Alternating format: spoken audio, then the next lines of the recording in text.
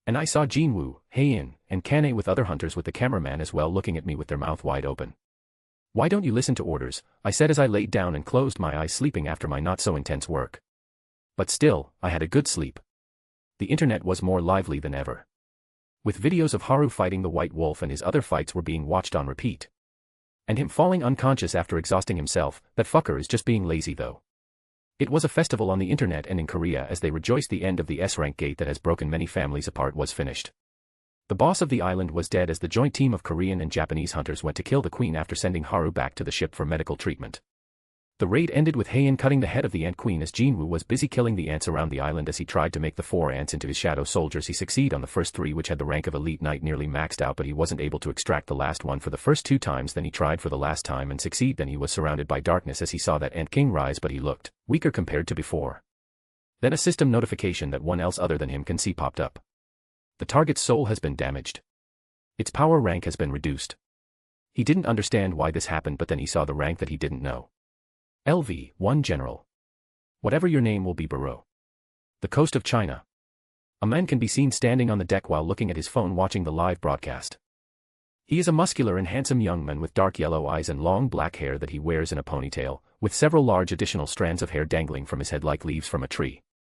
He is wearing a brown shirt with black pants and black boots. And 2 swords on the back of his waist. I want to fight those monsters after seeing this battle. It's so boring here. He said as he looked at the hunter who fought with them. Interesting. Lee, I need information on Hunter Tsujikuni Haru as fast as possible. He said looking at the young man. Yes. A young man said as he went to follow the order. I wonder who will win in a match between us. Manhattan, USA. How many times are you going to watch it?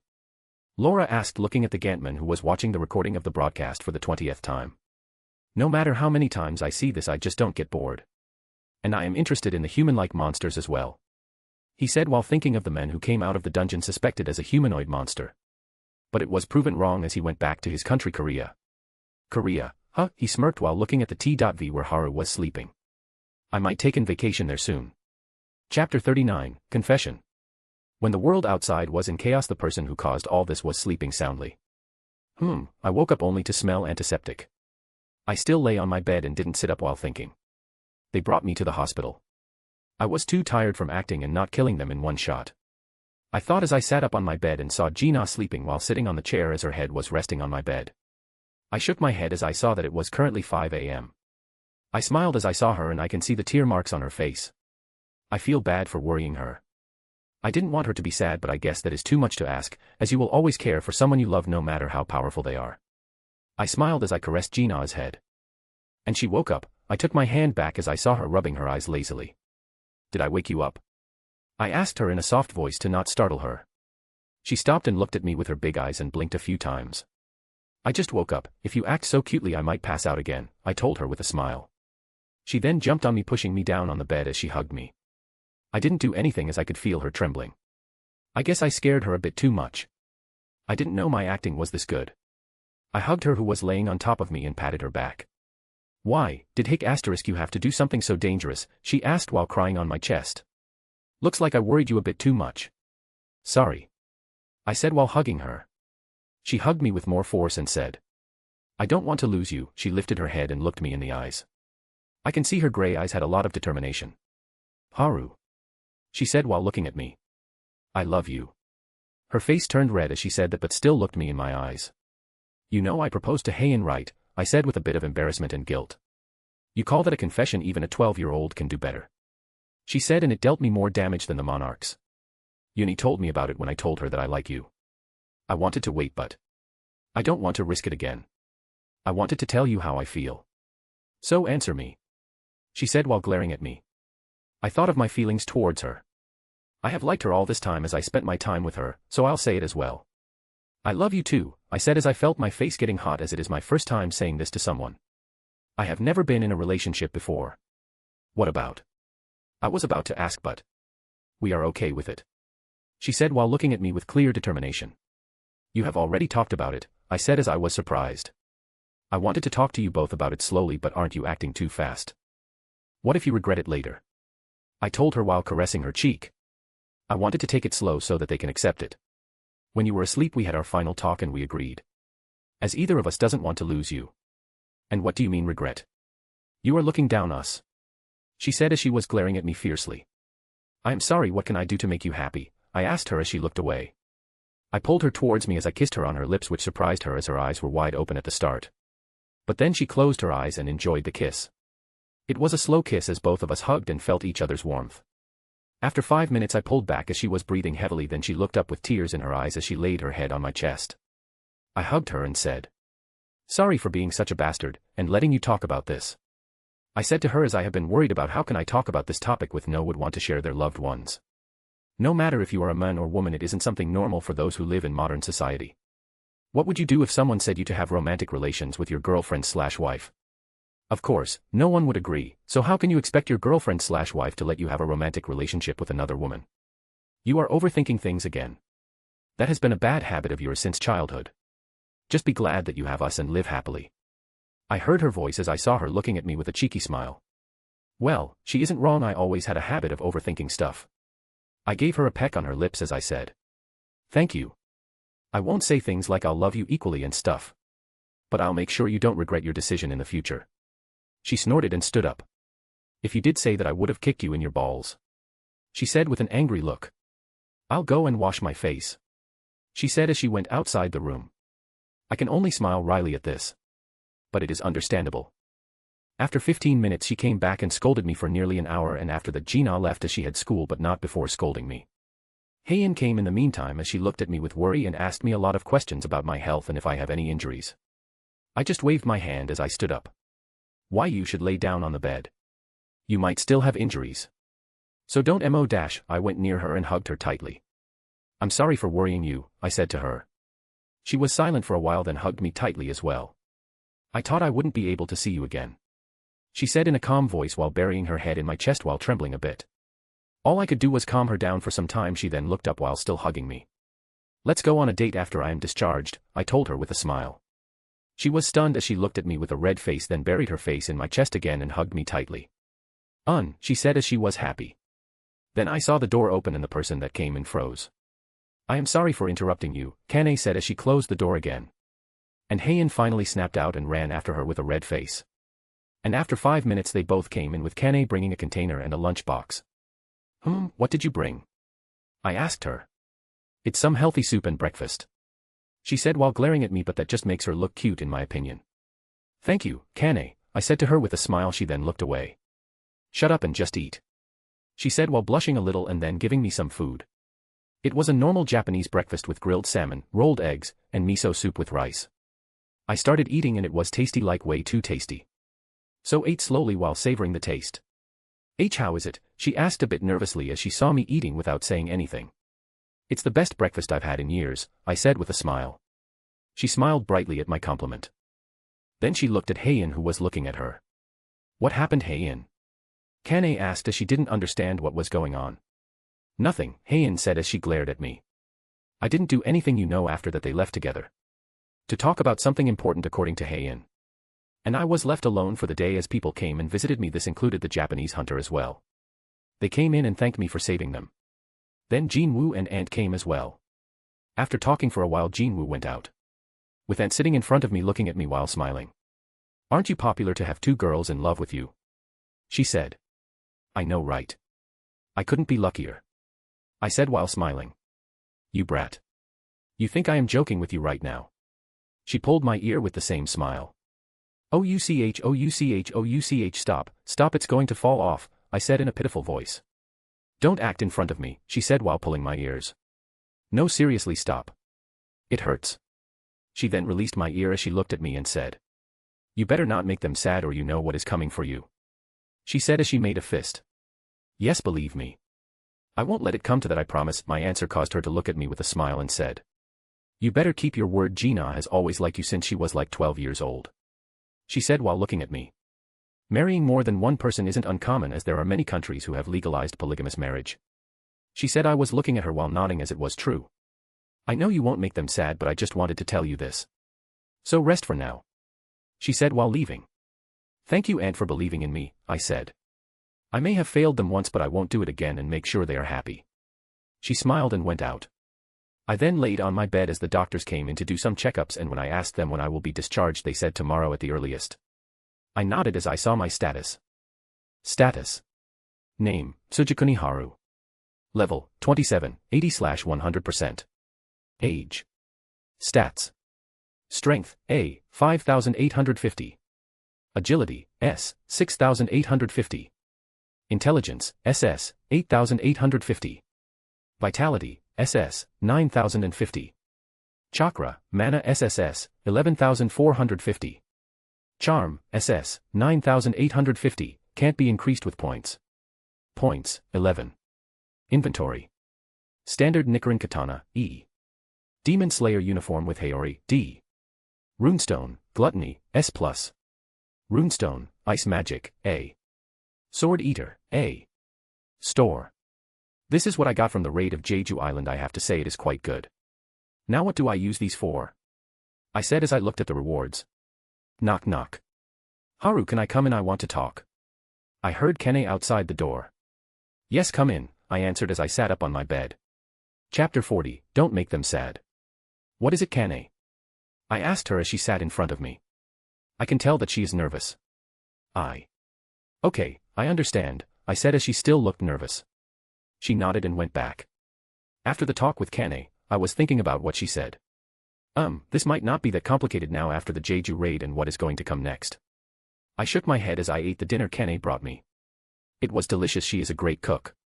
I then went into my training space and dispelled my 100 clones that were training here. Then I went towards the Japanese-style house I built here with wood style. I entered and went towards the library here. And saw Kair Isha reading books with a serious expression. Her body has been healed now and the insect-like hands and legs have gone back to human-like hands. She was wearing a plain black dress and tied her long wavy black hair into a ponytail and showed her white nape. My lord, when did come here, she said as she stood up. No need to stand up and you can call Haru, you know. No need to be that formal. I said as I didn't want her to call me this way.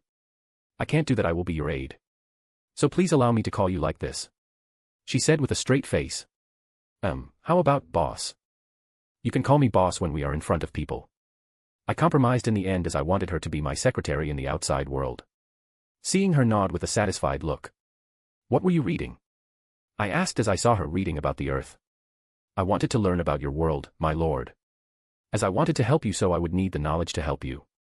She said with a serious face. Okay, rest first. Then work after 2 days. I said to her. But, my low dash, she was about to continue. But I went near her and said to her while looking her in the eyes. Rest, if you don't obey me. I'll punish you. I told her with a straight. I saw her face turn red as she said. Oh okay, my lord. I will listen to you. She said, and I stepped back as I was able to get her to rest. I saw her smiling a bit. Why are you smiling? I asked her. I am happy to have a kind lord, that is all. She said with a beautiful smile. You should smile more, you look more beautiful when you smile, I told her as she blushed and nodded. I just shook my head and said. Go and rest for a day, then you can continue to learn about my world. In the meantime, I will make an identity for your use and take this. I gave her a golden ring with a red gemstone that matched her eyes. What is this, my lord? She asked as she tilted her head. This is something that can mask your mana so no one will be able to recognize you as an awakened, I said as I bought this mana concealment ring for 2,000 points. Thank you, my lord. She said while blushing a bit. Is something wrong? I asked her because I can feel her heartbeat rising a bit. She shook her head and said. And nothing, my lord. Okay, so go and rest. I'll go back and sleep as well. I shook my head and came back to the hospital after summoning 100 shadow clones to train. After having a good night's sleep, I woke up and the doctors did some last checks before I was discharged. I reached my house to see hordes of reporters gathering in front of our building. Guess it's time to change houses. I thought as I teleported into my house and... Kaya. I heard Gina scream. I turned my head and saw her scared. Bastard, don't just pop out of nowhere. On my heart. She shouted as she threw a pillow at me. I caught it and sat down beside her on the sofa. Sorry, there were a lot of reporters downstairs, I said while scratching the back of my head. You almost gave me a heart attack. She said while puffing her cheeks.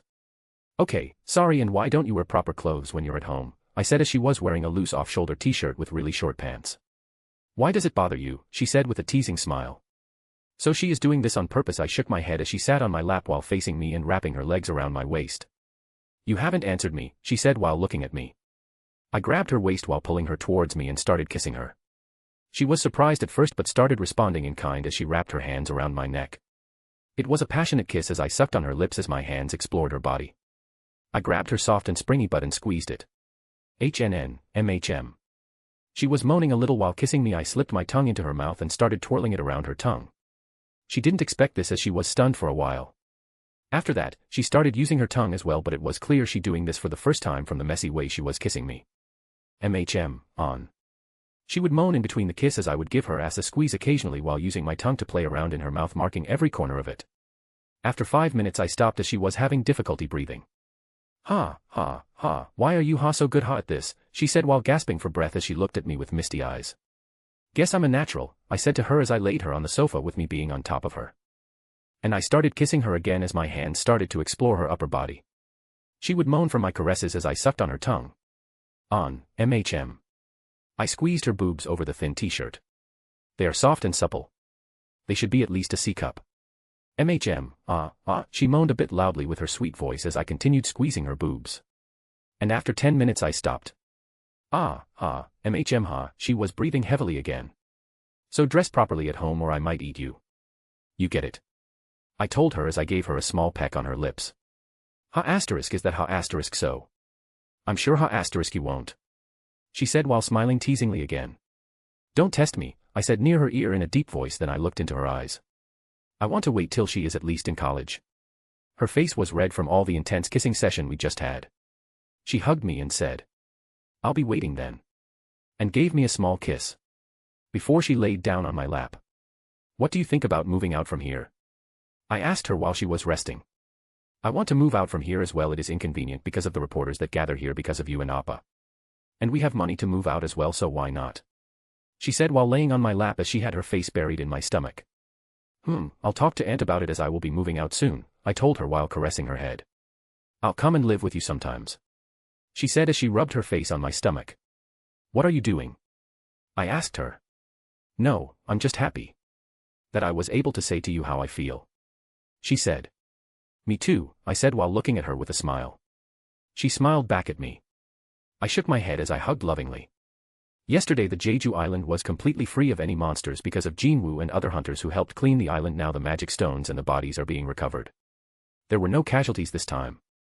With all the ants on the island being knocked out and Jinwoo helping out. I don't know what to say if there were still casualties.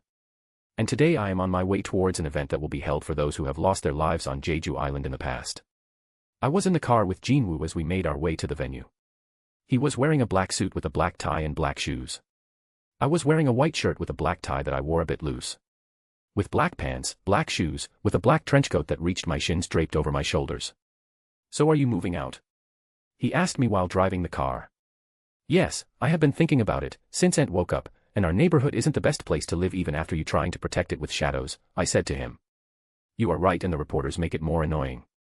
And Jinho has selected an office for our guild. I am okay with it and the name of the guild has been decided to Ajin Guild. He said while looking at me. I have no problem as I left it in Jinho's hands. We just need to tell Chairman Go about this and our conditions. The rest is up to him. I said. And also don't stick your shadow soldiers on females. Or if you do just tell them to report back if they are in danger or you might accidentally peek on someone taking a bath.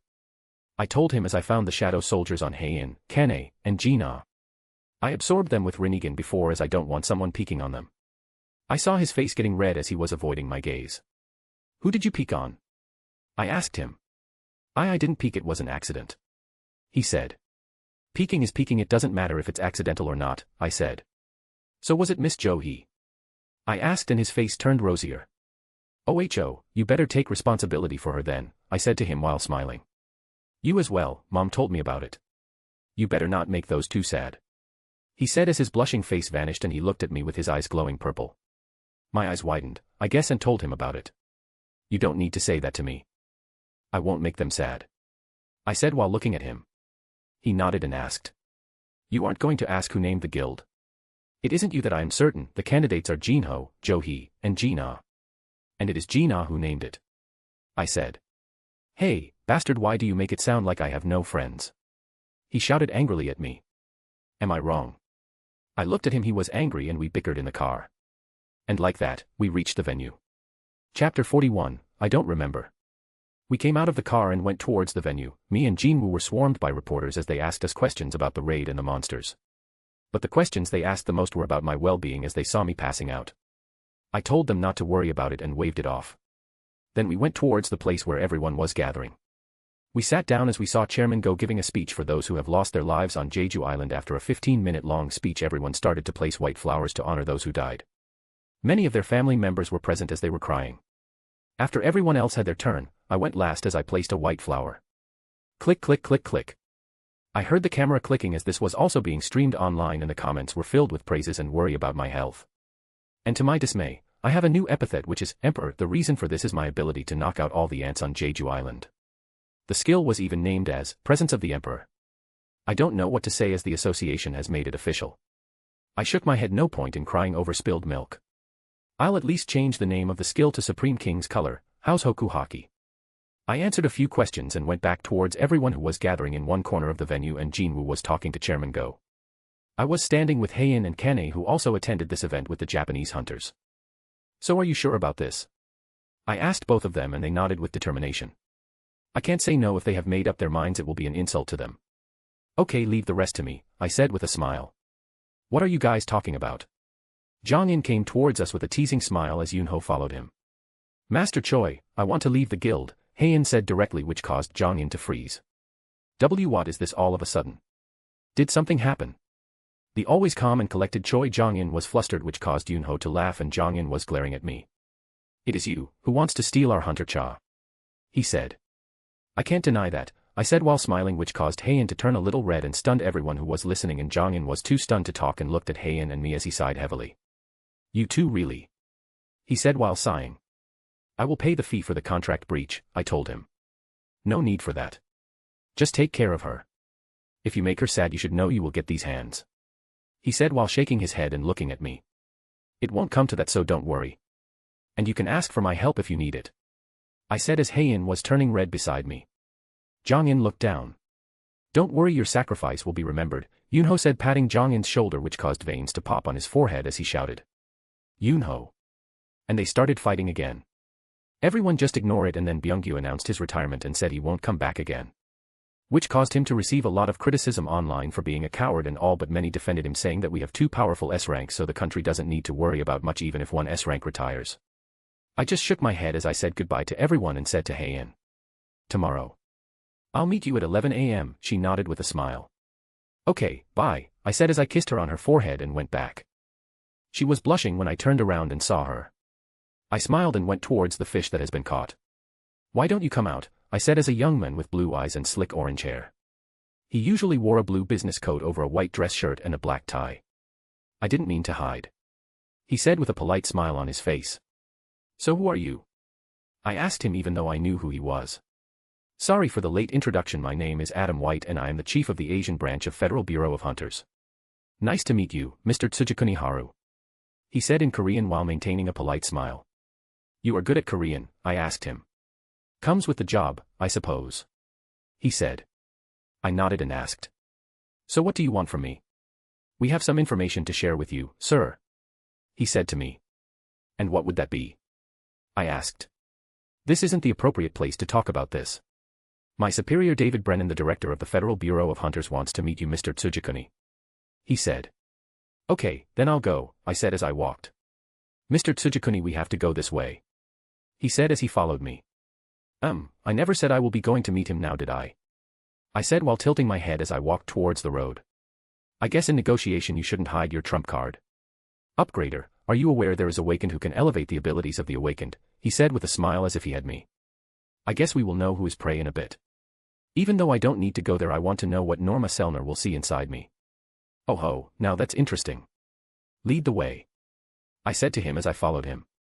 After some time we arrived in front of a 5-star hotel.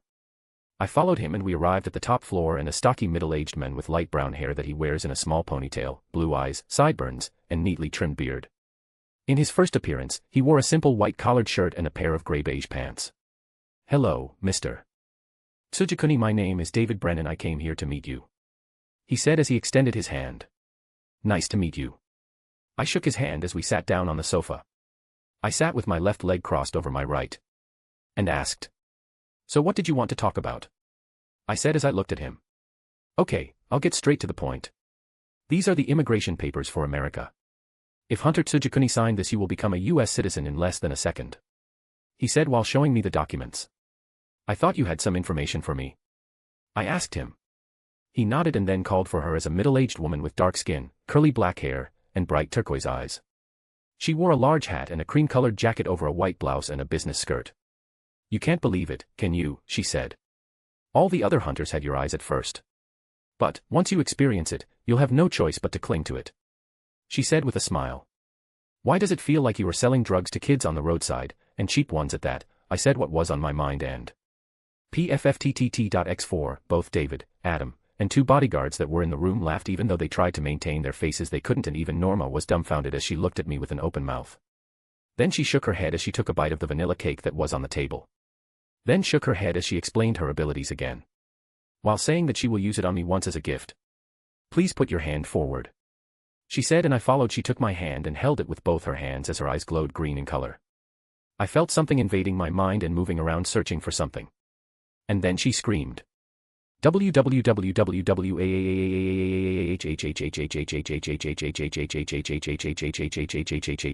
and passed out as she was sweating buckets. And then she slumped on the sofa. Mrs. Selner X4, all the people looked at her with worry.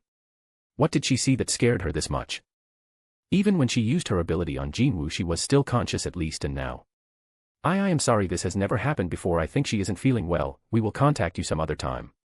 Adam will see you out, David said as he looked at Adam, who nodded, and I followed him out. I was in the car home when I heard my phone ring. "Hello, Chairman," I answered. Hunter Sung has just entered a gate and it turned into a red gate. He went straight to the point. "Okay, thank you for telling me." "No problem, okay, then I have some work to do," he said as he ended the call. I just shook my head as I went back home and saw Gina trying to make food for me. I went and hugged her from behind as I placed my head on her shoulder. "Why are you cooking all of a sudden?" I asked. "Just felt like it," she said as kissed me on my cheek and started cooking again. After a while, the food was ready, and sat down and ate. We watched a movie at my house and then she went back to study. Norma Selner POV. I was told by Director Brennan that we are going to pull a powerful hunter towards our country today. I agreed as I wanted my country to be safe. His name is Tsujikuni Haru. He is a handsome young man from the photos I have seen, and he is powerful enough to cause a debate over to make him a national rank hunter. I went into the room and saw him. The camera doesn't do him justice. He is way more handsome in person, I thought as I sat in front of him as I explained my abilities. He made a joke about it, but I ignored it because he is so handsome. I then held his hand and used my ability, and I was sucked into a red landscape with my footstep causing ripples on the water-like surface. I looked around and saw a huge cage with a complicated paper sign on it. What is this, Japanese or Chinese? I thought, but then. What are you doing here, human? A rather annoyed but soft voice was heard in my head, and I was shocked as I around and then I saw inside the cage. I wasn't able to move as I stared at the creature in front of me.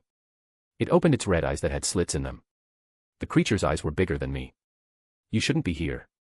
Get lost before you die, an annoyed voice sounded in my head as my consciousness faded. When I woke up, I saw Adam and Director Brennan looking at me. As the director asked, "What happened? What did you see?" I tried to remember, but nothing came to my mind. I said, "I don't remember," I said as I tried to remember, and it caused me to shudder again as I felt my body getting weaker. "Call the doctor." I saw Adam running outside as I lost consciousness again. Chapter 42, You're Really Trying to Kill Me. I am currently waiting outside of Hayen's house for her. I am wearing a black t-shirt with black pants and black shoes with a white trench coat, with my hair tied in a high ponytail. After waiting for about 5 minutes, Hayen came out wearing a pink top with balloon sleeves and white baggy jeans with white sneakers. She was looking at me in a daze. As I waved at her to come closer, I smiled as I saw her wearing that top, and shook my head as I extended my hand towards her. "Let's get our date started," I said to her, and she turned a little red as she held my hand and smiled brightly. Yes. We went towards an arcade and played games again like last time. We had fun while playing games with each other, and I spotted a photo booth. "Let's take a photo," I said as took her with me. She nodded as well. "I want to take a photo as well," she said as we entered the booth, and I hugged her from behind and placed my chin on her shoulder. As she was stunned for a while, then showed a beautiful smile as she held my hands that were on her stomach. I smiled and the photo was taken. And we didn't even set anything on it. Then she took the photo. I said to her, "Let's take another." She shook her head as she watched the photo with a smile and placed it near her heart and said, "I like this one." "Is that so?" I shook my head and we went to eat some lunch. After that, I took her to see a romance movie that was released recently. We were waiting for the movie to start as she leaned in towards me. "This isn't a horror movie, you know," I told her. "Can I only hug you when it is a horror movie?" She said as she pouted. "Of course not." "Come here then," I said as I hugged her and we watched the movie like that. Currently, it is 8 p.m. and we are walking on Banpo Bridge Park. It is located on the Han River and is over 3,000 feet long. The bridge contains the Banpo Bridge Rainbow Fountain, which is the longest fountain in the world. At night, the fountain is lit up by LED lights and sprays water down into the river. We watched one of the shows that they put up. And we are walking around the bridge while holding hands and talking about the show. I looked up and saw a night sky full of stars, which is quite a rare sight. "I have an idea," I told her as she looked at me and tilted her head. I summoned my truth-seeking orb and made a disc that has space for 2 people and stood on it as I extended my hand towards her. "Come on up." She nodded and stood upon the disc while hugging my arm, and we went up into the sky and saw the view from. I made a barrier with Gura Gura no Mi so that we do not get disturbed by the strong wind. We saw the night sky from up close as stars shined more brightly. It was a beautiful view nonetheless. I thought as I looked at Heian, who was looking around excited. "It is beautiful," she said. "Yes, it sure is," I said looking at her. "The stars look so beautiful." "They do." I was still looking at her. "Why aren't you looking at the beautiful scenery?" she said as she looked at me with red cheeks. "But I am," I said with a smile as I looked at her. Her cheeks made more red as she looked at me and as she said, "I wanted to say dash. I love you." I beat her to it. As won't let her say it first, as Gina said. "This time I'll say it first." She was stunned as she looked down while blushing and then looked up with a smile and said, "I love you too." She then hugged me tightly as she rested her head on my chest. As I hugged her back, she then looked straight at me and then closed her eyes as she leaned in. I shook my head and kissed her on her lips. She didn't know what to do as she was very sloppy while kissing. I put my hand on her cheek as I guided her slowly in a slow kiss. After 5 minutes I separated from her. "So this is what a kiss is like," she said as she looked at me again and jumped on me and started kissing me again.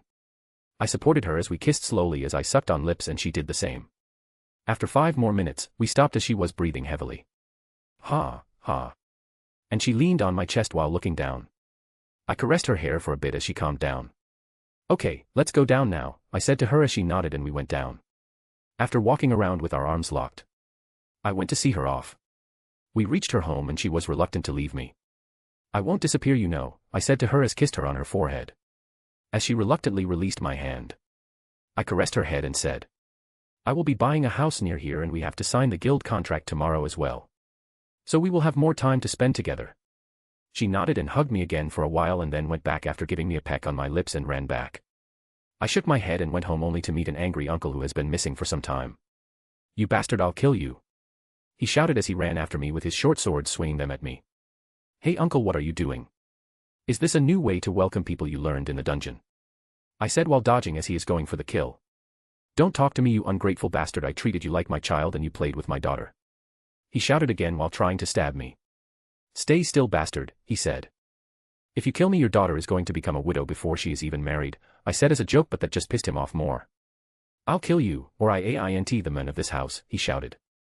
"Sit down, I already told you about this." As they agree, "You shouldn't make a fuss, or do you want me to straighten you out again?" we heard Aunt Kyung-hai from the kitchen saying in an angry voice. He immediately sat down on the sofa and said, "Let's talk like civilized people."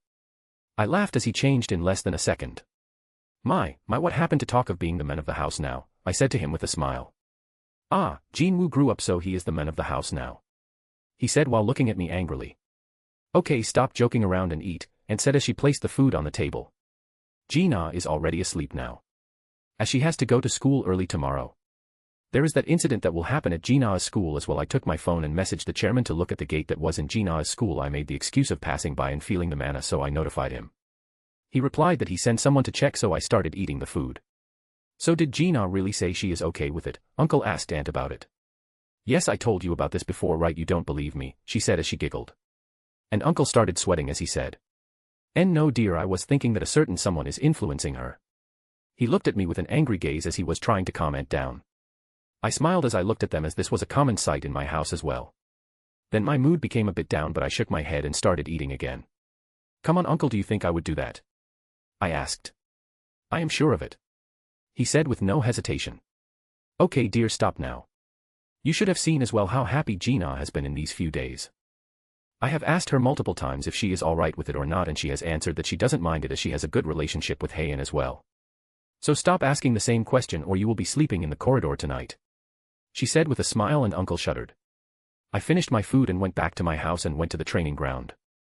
And I saw Kair Isha reading something while wearing a purple shirt with black pants. What are you reading? I asked as I looked at the book and saw it was about a language book. I am learning Korean, my lord, she said as she was now able to hold a normal conversation in Korean. Okay, I have made an identity for you. I will take you with me tomorrow and you will sign up with the guild and become my secretary, I told with a smile. As she nodded with a straight face. Okay then, rest for now and I will pick you up tomorrow, I said as I went back after I saw her wearing the ring on her right hand ring finger. I then came back to my move and slept. POV. She woke up, a female with long red hair, beautiful red gem-like eyes and a beautiful face with a voluptuous body said. Seems like it. A man with short and messy black hair and black eyes with a sharp and handsome face said. What do you think will happen? The woman said. It isn't in our hands anymore. We will leave it in the hand of our son, they already know each other. We have bigger problems to deal with. The man said. But we sealed his memory of interacting with her and after that she went into a long sleep. How is this going to turn out? The woman asked worried. He will be all right. We now have to take care of the one because of whom we can't stay with our son. The man said angrily. Yes, I agree. The woman said as her killing intent rose as she remembered the look on her son's face because they had to leave him behind. I'll make you pay. Just you wait, you bitch, the woman thought as she clenched her fist. Chapter 43, Ajin Guild. I woke up the next morning and saw a message from the chairman. The gate has been found in the school. It is a small gate the size of a corridor. That is the reason it was missed. If we didn't find it, would have opened today. Chairman. Thank you for sharing the information if we didn't know about it. This could have caused a lot of damage.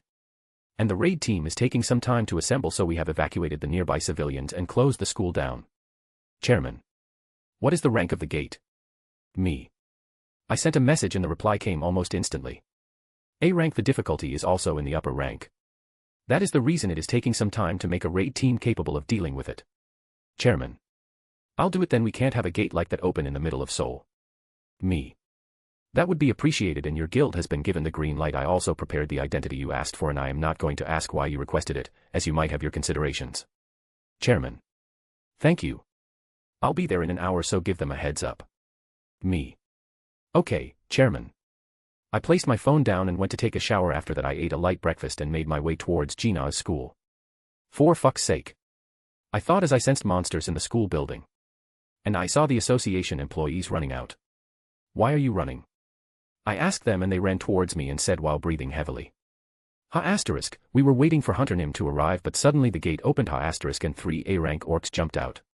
Chief Jean Chul is keeping them busy as he told us to run and ordered everyone to evacuate from the building. The female employee said, and I felt more than 20 orcs coming out of the gate. And Jean Chul got punched out of the school building and landed near us as his suit was torn and full of dust. Looks like you are having a rough day, Chief Jean Chul, I said as I laughed and then saw some employees were running towards us and the orcs number has increased to 50. This isn't the time to joke around. Those idiots, why did they take so long to evacuate? He said as he turned serious and looked.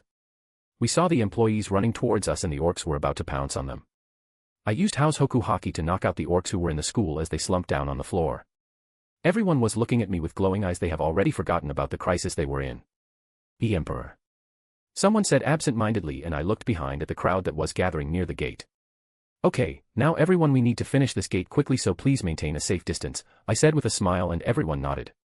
Okay, then I'll follow you as well, Jean Chul said and I nodded. We made our way towards the gate while killing the orcs. I killed them with a sharp rock which I controlled with vibrokinesis. It was pretty easy as it would pierce them instantly. Then we reached the storage room where the gate was located, then opened a closet in which the gate appeared. I entered it with Jean Chul following me behind. We arrived in a cave system and I started walking towards the place the orcs were gathering. And occasionally killing some orcs that I came across. Jean Chul hasn't said anything this whole time as he was too shocked. As he saw me walking in an A-rank dungeon like I am taking a stroll. And we reached an open space that is 5 kilometers wide and 3 kilometers in height. There were about 200 orcs here.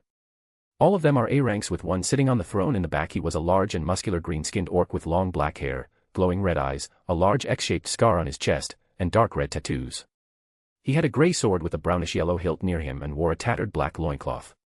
He was an S-rank monster. Human, this is your N. Futon, Rasen Shuriken. Before he finished talking I already threw a Rasen Shuriken that went straight cutting through the orcs. As it reached in the middle it expanded and sliced through all the orcs including the S-rank orc. I used a barrier made of vibrokinesis to block all the blood, meat, and bones that came our way. Okay, this is finished so let's go, I said as the Rasen Shuriken stopped and showed a room full of blood and orcs that have been turned in mincemeat, and the walls of the cave were painted by blood, meat, and bones. It looked horrifying and the stench of blood was heavy. Gulp asterisk why yes. Jean Chol was shocked as well and he followed me out after he gulps his saliva in terror. We made our way out of the gate and went outside. I saw Chairman go and some reporters standing there near the gate. Did you clear the gate, Hunter Nim? Chairman asked with his normal polite behavior and a smile. I did it quickly to not take any risks. My answer caused Jean Chol to roll his eyes. Both me and the chairman only laughed. I looked at the reporters who were taking pictures of me. They came here after getting the information about the gate. I have something to talk with you about, he said as he pointed at the car that was parked near the gate. I nodded and we started walking towards the car with Jean Chol driving with the chairman and me sitting on the back seat of the black Mercedes. Here is the identity you asked for, he said as he gave me a file that had documents with the name Kairisha Kalistraya. Thank you for doing this. I thanked him as this was something I asked him to do 2 days ago and he did it with no questions. Consider it as thanks from this old man for saving the hunters on Jeju Island. If it wasn't for you they would have been wiped out, he said with a smile. After that, he told me that the special request for our guild that was to enter gates alone has been granted. I thanked him again as we reached the building that we have chosen for our guild. Then I'll go, I have to attend a meeting, Chairman said as the car went towards the association. I turned and went a bit far away from the main road and towards a secluded alley and went into the training ground. I went towards the house and said, Kairisha, are you ready? Yes my lord, I am ready. I heard her voice from inside of her room. She was able to speak Korean fluently now, she is a fast learner. She then came out of the room dressed in a white shirt with a purple suit and a black tie and purple heels. Her red eyes looked like gems and her hair that had a purple hue to it was left untied as it fell over her shoulders and reached her back. The suit accentuates her figure to the next level. She looks like a capable secretary. When she saw me staring at her she asked, My lord, is something wrong? No, these clothes suit you well, I said while smiling. Thank you for your praise, she said in a formal tone. Okay, so take a look at this. I gave her the file that contained the information about her identity. She gave it a quick look as I sat down and drank some tea. After 5 minutes she finished reading and said, I have memorized the information. And I have prepared for the things that are necessary for being a competent secretary. I nodded and went near her and we came out of the training ground. I walked towards the building with Kairisha following one step behind me.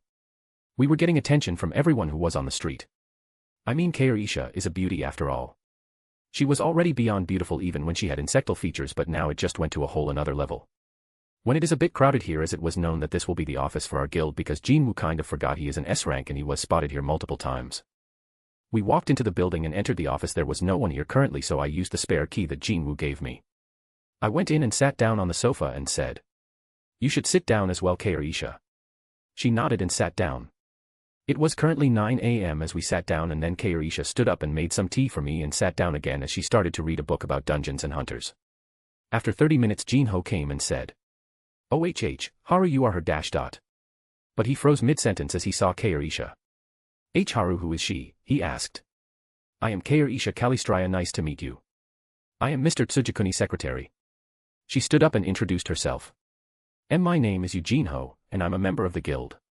Nice to meet you, I am currently single, he said loudly and looked at me with envious eyes. No one asked for the last part, I told him as I looked at him with a teasing smile. I was not telling that to you anyway, he said while looking at me angrily. Okay, so where is Jin Woo? I asked him as he hadn't come home yesterday. Hyung is on the way. And Soo Hyun is also coming, she will be joining the guild as well, Jinho said as he sat down on the sofa adjacent to mine. Did something happen? I asked him. Yes, that A-rank hunter Lee Min-sung keeps hounding her to join his guild. So she asked me to let her join this guild. Hyung is okay with it. What do you think? He asked me. It's okay anyway, she won't be going on raids and it will be good for her security as well, I said as we waited for 10 more minutes as Haein came and sat down beside me with a smile. Then she looked at Kairisha, who gave her a slight bow. and introduced herself again. Currently, Heian is looking at me as if, explain this to me. I whispered in her ear. Later. She nodded and Jinho's cousin arrived and sat down near him and started talking excitedly. After talking about Jeju Island raid and the incident that happened in the morning. Sorry I came late. Jinwoo apologized as he walked in and sat down. Then let's sign the document and send it to the association, I said as everyone nodded. Chapter 44, Family. After we signed the guild form and I sent it directly to the chairman who said he will take care of the rest. Can I get a picture? Soo-hyun asked just like the last and we all took a photo. And then we discussed the guild personnel and about the gates that we are about to buy and stuff. After all of this talk, I said. Let's go out and eat something good. To which they nodded and we went to my new house as the talk shifted to how good I cook and everyone wanted to try. Heian called Jina over who was happy about being given a break from school because of the gate that I cleared in the morning. I just shrugged, my new apartment was in a high-rise building on the top floor. It was a good deal so I bought it. The apartment is 150 meters square. 1 bedroom with a king-size bed and 3 bedrooms with queen-size beds, 3 bathrooms, and a kitchen. It is on the top floor of a 40-floor building. The view from here is amazing as well. Everyone is now talking in the living room. As I was cooking food while I wasn't alone. My lord, I chopped the vegetables, Kair-isha said. Thank you and call me boss, remember, I told her as she handed me the vegetables. And we exchanged words as we cooked and Soo-hyun was taking some photos of me. No, what are you doing? You are distracting them. Jinho asked Soo-hyun who was just taking photos. Oh, shut up and go away, I am doing this for the culture. She said as she took another photo of mine. Seriously, I don't mind it as long as she is quiet about it. You are taking his photo in an apron, what type of culture is this? The poor kid was confused. That is why you are still single. She said as I can feel Jinho's existence fading away. Being told by your cousin the reason you are single. Extra emotional damage, very effective. Haru, how much is it going to take? I am hungry.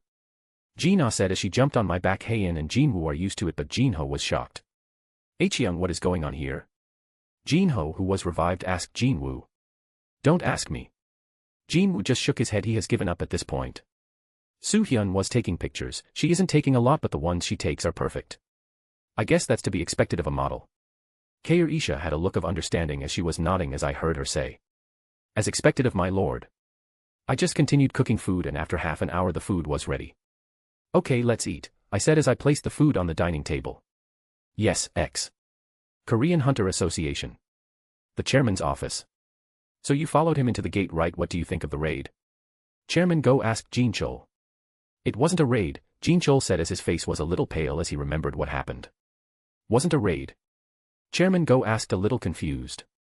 The monsters weren't even able to react. It was like a fight between an S-rank and a newborn baby. He finished it all in less than a second. Jinchol said as it was a bit hard for him to forget the way he killed those monsters in the cave. So he told what he saw. Chairman Go didn't say anything as there was sweat on his forehead from what he heard. Sigh asterisk, you can go back and take a rest. Chairman Go said. Thank you, Chairman, Jinchol said as he went back to rest early today. A one-man army and an army in one man, even one of these two can shake the world and we have both of them in the same country. Just what kind of storm brewing underneath? He said as he looked out the window and then went back to sit down. He sighed heavily as he thought of the trouble that will be coming in the future. Then continued his work. After eating, everyone went back as they had some work. In the living room, I am sitting down as Jina was resting her head on my lap and Heian was sitting to the left as she hugged my arm and Kair-isha was sitting on the sofa in front. Wait a minute, who are you? Jina asked as she finally remembered about her. And Heian sighed at her antics and I caressed her head. She has a habit of forgetting things when she is excited. My name is Kair-isha, I am my lord's aide. Are you two my lord's wives? Kair-isha introduced herself with her normal courtesy as she bowed her head a bit and asked a question. You can say that, Jina said with a grin. I is a bit too early for that, Heian said stuttering with a somewhat red face. So Yuni is fine with being his wife later? Jina said with a teasing smile. Why you don't tease me, Heian said as she pulled Jina's ear, and her face was redder. It hurts Yuni, Jina said pitifully as I laughed looking at them. Well, they aren't my wives currently but they will in time, I said as I hugged both of them. As Jina smiled sheepishly and Heian was a bit shy as they both hugged me. Kair-isha just smiled but the smile seemed a bit sad. You are part of the family as well, Kair-isha, I said with a smile. She looked at me in a daze then nodded with a bright smile. Yes, that is true, you are now part of the family as well, Jina said as she hugged Kair-isha and Heian also joined and then they started talking to each other. So where are you from? Ji-na started asking questions curiously. Kair-isha looked at me as if asking for permission. Ji-na and Haein saw this and looked at me. It's okay if you are fine with it. But before that let me tell them about some things. I said as Haein looked at me and asked. Is it about those human-like beasts? She has always been a smart one. I nodded and told them about the monarchs and the reason for the gates. Haein was digesting the knowledge and Ji-na was looking sad. What happened to you? I asked as I patted her head. I can't help you with anything. She said with her head down. Well, it is understandable that she will feel down as she always wanted to help me. You can help me but you'll have to work hard for it, I said. Is it true? She looked at me with stars in her eyes and I nodded my head then jumped and hugged me. Yay. Thank you. She said as she rubbed her cheeks on mine. I looked at my status screen and shook my head. Okay, Haru, you go out, we need to talk. Ji-na hopped down as she said. Is it necessary? What are you going to talk about anyway? I asked but she started pushing me towards the door. Girls talk. So stay out and come back in 2 hours, okay? She said as she kissed me on my cheek. Okay, I said as I shook my head and went towards the door and looked at Haein and said. You aren't going to give me a kiss? She nodded with a red face as she came near me and gave me a light kiss on my cheek and went back quickly. As Ji-na closed the door I shook my head. To be kicked out of your house on the first day. Well, whatever, it will be an eventful day for sure. I said as I looked at my phone that had some messages from Kane and Chairman Go. The game is on. I smiled as I walked down the streets. Shinjuku, Tokyo, Japan. A gloomy shadow was being cast on the busiest, liveliest avenue in Tokyo, the one often referred to as the beating heart of Japan. That wasn't a simple figure of speech, though. Every single car, bicycle, and person, didn't matter who or what, they were all standing still beneath this massive shade cast over them. People began climbing out from their stopped vehicles one by one. The road was becoming uncontrollably clogged up, but no one honked their horns or yelled out in irritation. It was as if everyone here had been bewitched by an unseen force. Every single gaze was directed to one particular spot. Oh, my God. Dear Lord. There was a gate so huge that it blocked out the sky to cast an enormous shade onto the ground below. The people below saw this common-sense shattering gate that easily matched a regular skyscraper in sheer size, and fell deep into the state of indescribable shock. The avenue once bustling with overflowing people was now being gripped tighter and tighter by a silence so wretched that it almost induced some of the witnesses to start vomiting. The atmosphere in the Japanese Prime Minister's official residence was rather poor, as well. Slam. The Prime Minister couldn't hold back his rising tide of anger and threw the remote control hard at the TV, busy showing the breaking news. Prime Minister. His adjutants hurriedly got up, but they shut their mouths and sat back down once the Prime Minister's dagger-like eyes landed on them. Why isn't the Hunters Association saying anything? The president of the Japanese Hunters Association, Matsumoto Shigeo, weakly lowered his head. The Prime Minister's expression hardened. God d*mn it. Something that horrifying had appeared in the middle of Tokyo, yet the association, who should be in charge of such things, were keeping their mouths shut. An S-rank gate has appeared right in the heart of Tokyo. But, do you think it makes any sort of sense for the association to not have a single countermeasure in place? How? The Prime Minister cried out in anguish. Unfortunately for him, everyone present kept their mouths shut as if they had agreed to do so beforehand. It was clear as they have seen the broadcast of the Jeju raid and those ants that appeared without any warning. Then those human-like beasts whose powers were still not determined, so they knew how many uncertainties an S-rank gate has, and the Prime Minister's expression crumpled unsightly, like a man carrying the weight of all the suffering found in this world before he collapsed down onto his chair. Be honest with me, Association President. He then pointed at the cracked TV screen. What will happen if that thing opens upon us? It'll be the end, sir. As he thought, the Prime Minister hugged his head and muttered out helplessly. So, that's how it is. Just one gate and the city of Tokyo is finished, is that it? That's not what I'm saying, Prime Minister. The Prime Minister raised his head to look, and Association President Matsumoto Shigeo continued with an emotionless voice. I meant to say that the entirety of Japan will be finished, sir. Chapter 45, Harem and Subordinates. Can't we ask Korea for help? The Prime Minister asked Matsumoto. Why yes, we help them so they will help us as well. One of the ministers said as they suddenly found hope, and then everyone started talking about how Korea should help them. But they failed to notice the cold sweat on Matsumoto's forehead, who was extremely nervous. It's alright, they didn't know about the plan, so it will be okay. He became more confident as he thought that his plans hasn't been found out. Leave the negotiations to me, Prime Minister. He said as he stood up, and then the Prime Minister said. Then we will release the news to seek help from Korea to sway the public opinion and force them to help. We only need to bring Tsujikuni Haru, no one else matters among the hunters there. Matsumoto nodded as his back felt cold when he remembered the deep rift that guy left on Jeju Island, which would be developed into a tourist attraction because of the petition the citizens signed. We only need to bring him. From the way, he acted on the raid by letting the rest of the hunters escape and save them. He is someone who cares for people's lives, so I can manipulate him into coming here. And there's that girl from Goto's guild that he is close with. He thought as he was thinking of the ways to fool Haru. No matter how much power you have, if you think naively, you will only become a tool for others to use, he smiled arrogantly. Okay, then order the evacuation of the common people in Tokyo. We are going to clear this gate. Prime Minister said as the others nodded as if they have dodged a bullet. Then the meeting ended and Matsumoto went out and called Goto. Goto, we need to go to Korea for negotiations. And bring Tawada with you as well. We will be leaving tomorrow morning. He said as he looked at the time, and it was 8 p.m, failure isn't an option here. Matsumoto thought as he went to get ready for the flight tomorrow. When I went back home, I saw them talking to each other with a smile. I went in and said, "Are you guys not going home today?" "No, I will be staying here today," Gina said. "Me too," Heian said. "Alright, then I'll go and sleep then. I have some work tomorrow." I walked towards my room as I saw them nod. I lay on my bed and called my status. Status. Name, Tsujikuni Haru. Level, 27, 82/100%. Age. Stats. Strength, A, 5,850. Agility, S, 6,850. Intelligence, SS, 8,850. Vitality, SS, 9,050. Chakra, Mana SSS, 11,450. Charm, SS, 9,850, can't be increased with points. Points, 11. Inventory. Standard Nichiren Katana, E. Demon Slayer Uniform with Haori, D. Runestone, Gluttony, S+. Runestone, Ice Magic, A. Sword Eater, A. Store. Harem. Sung Ji-na. Cha Heian. Subordinates. Kairisha Kalistraya. Party. So the new features I got are harem, subordinates, and party. It is very self-explanatory what the party means, as the EXP will be divided between the members. So it is a good way to strengthen Gina, and I will train her in the training ground until she can fight properly. There is Heian and Kairisha too.